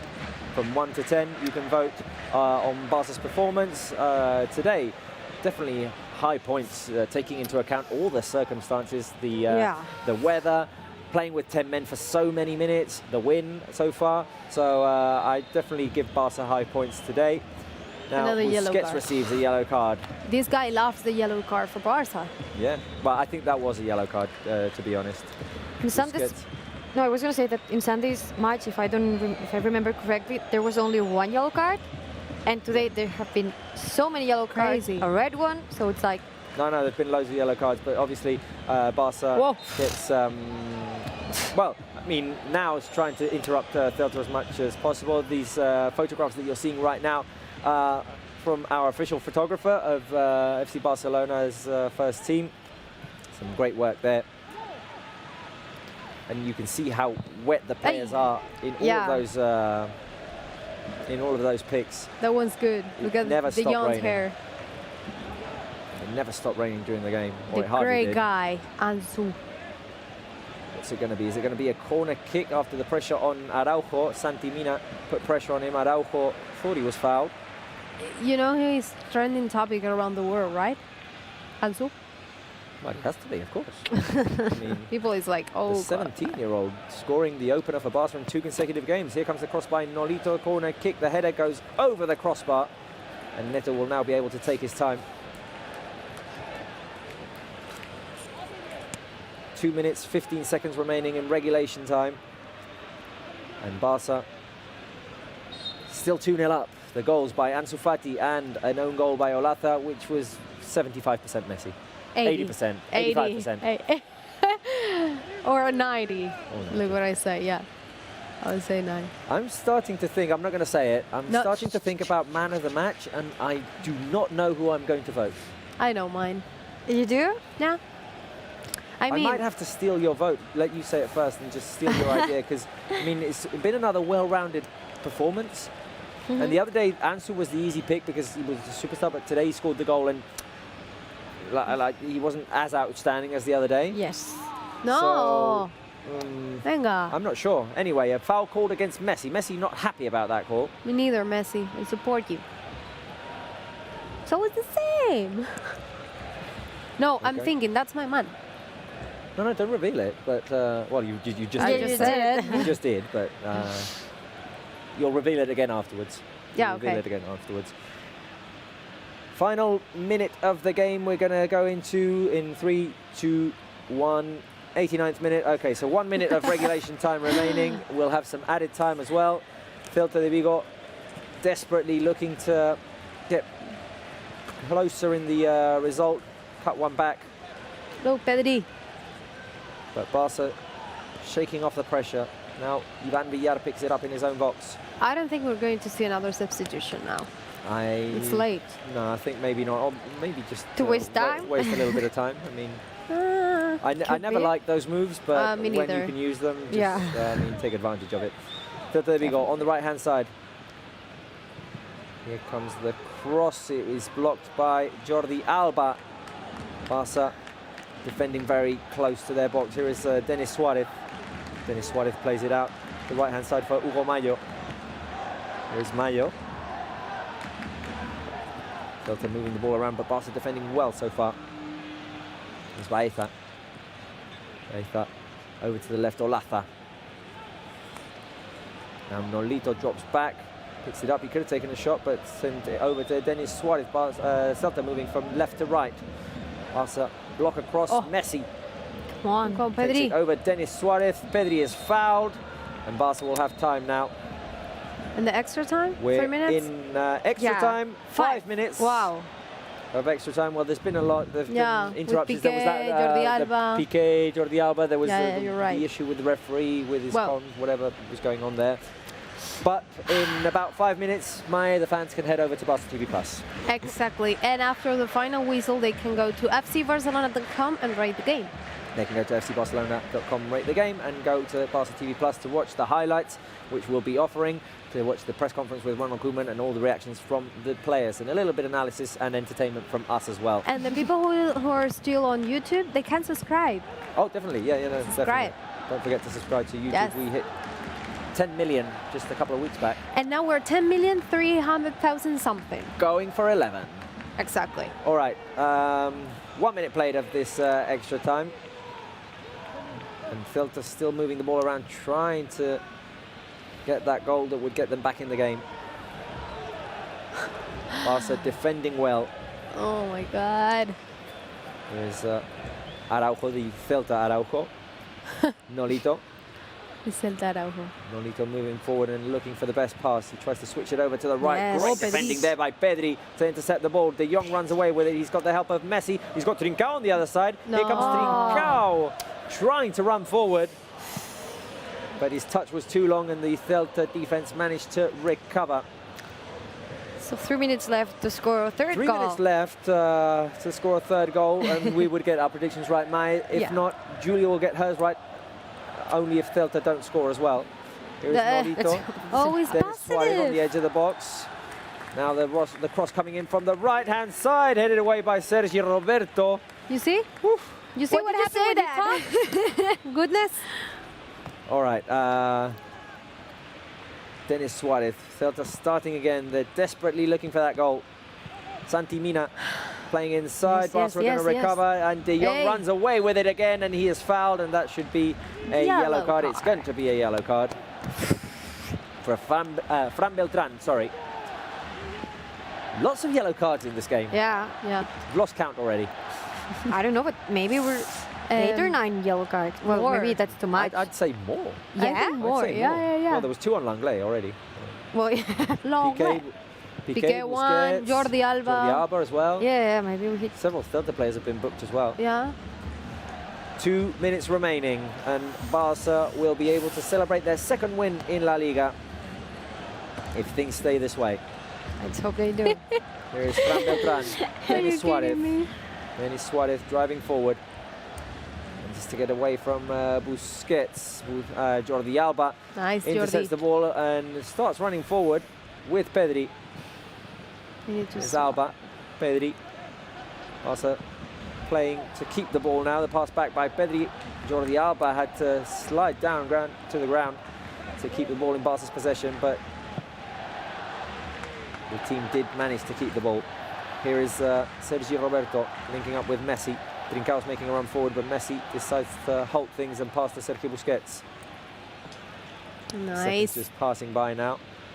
And Pedri plays it inside to Lionel Messi. De Jong. Here is De Jong with Messi. Lovely little move by Messi. Tries to get inside the box. Oh, Messi. Here is Messi with the shot. Saved by Villar. Sergi Roberto with the volley. The shot by Sergi Roberto is a goal. Barca score a third goal. It's going to count. Isn't this Yes. Boom. I'm always waiting for yours. Into the game with Sergi Roberto scoring. It all came from Messi again. Yes. It all came from Messi again. His lovely little move in between two defenders to get inside the box. His shot was saved by Ivan Villar, but the rebound went up in the air. Let's see it again. The rebound went up in the air. De Jong went for the challenge. The ball kept on bouncing. It fell to Sergi Roberto, and on the volley, Sergi Roberto scored his first goal in La Liga. Good, Sergi. Fantastic. Third goal by Barça. Sergi Roberto, the scorer. And that secures the win. The joy of Ronald Koeman. Wow. And a special celebration by Sergi Roberto into a lens which is pretty wet, and you could barely see him. It was all very foggy. The referee blows the final whistle. Barça secure their second win in La Liga. 3-0 goals by Ansu Fati, an own goal by Olata, and a final goal in the last minute by Sergi Roberto. 7 goals scored in 2 games, none conceded. Great news for Barça. Amazing news. I have to celebrate that. Actually, it's not because of the predictions, but with 10 men, we need to remind that with 10 men, and we managed to score 2 goals in the second half and play that game. It was no words. Yeah, I think there was no better way to finish this game. I mean, we couldn't have asked for anything better. And as Maya pointed out, I think the best thing that we have to take out of today's game is that even though we had one player sent off, Lenglet, we could readjust. We played as a team, and we managed to secure this win. As I said, scoring 2 goals in this second half, I think that's the best that we could get. And winning for the first time in the past 5 years at Balaídos. I mean, since 2015, we hadn't won there in La Liga. So super happy for these 3 points and for today's win. Fantastic. Okay, so we're going to head over to Barça TV Plus, as you can see right here. We're going to show you the highlights. We're going to show you the press conference of Ronald Koeman. We're going to show you the reactions of the players. That will be on Barça TV Plus. So if you want to see all of that, head over there right now.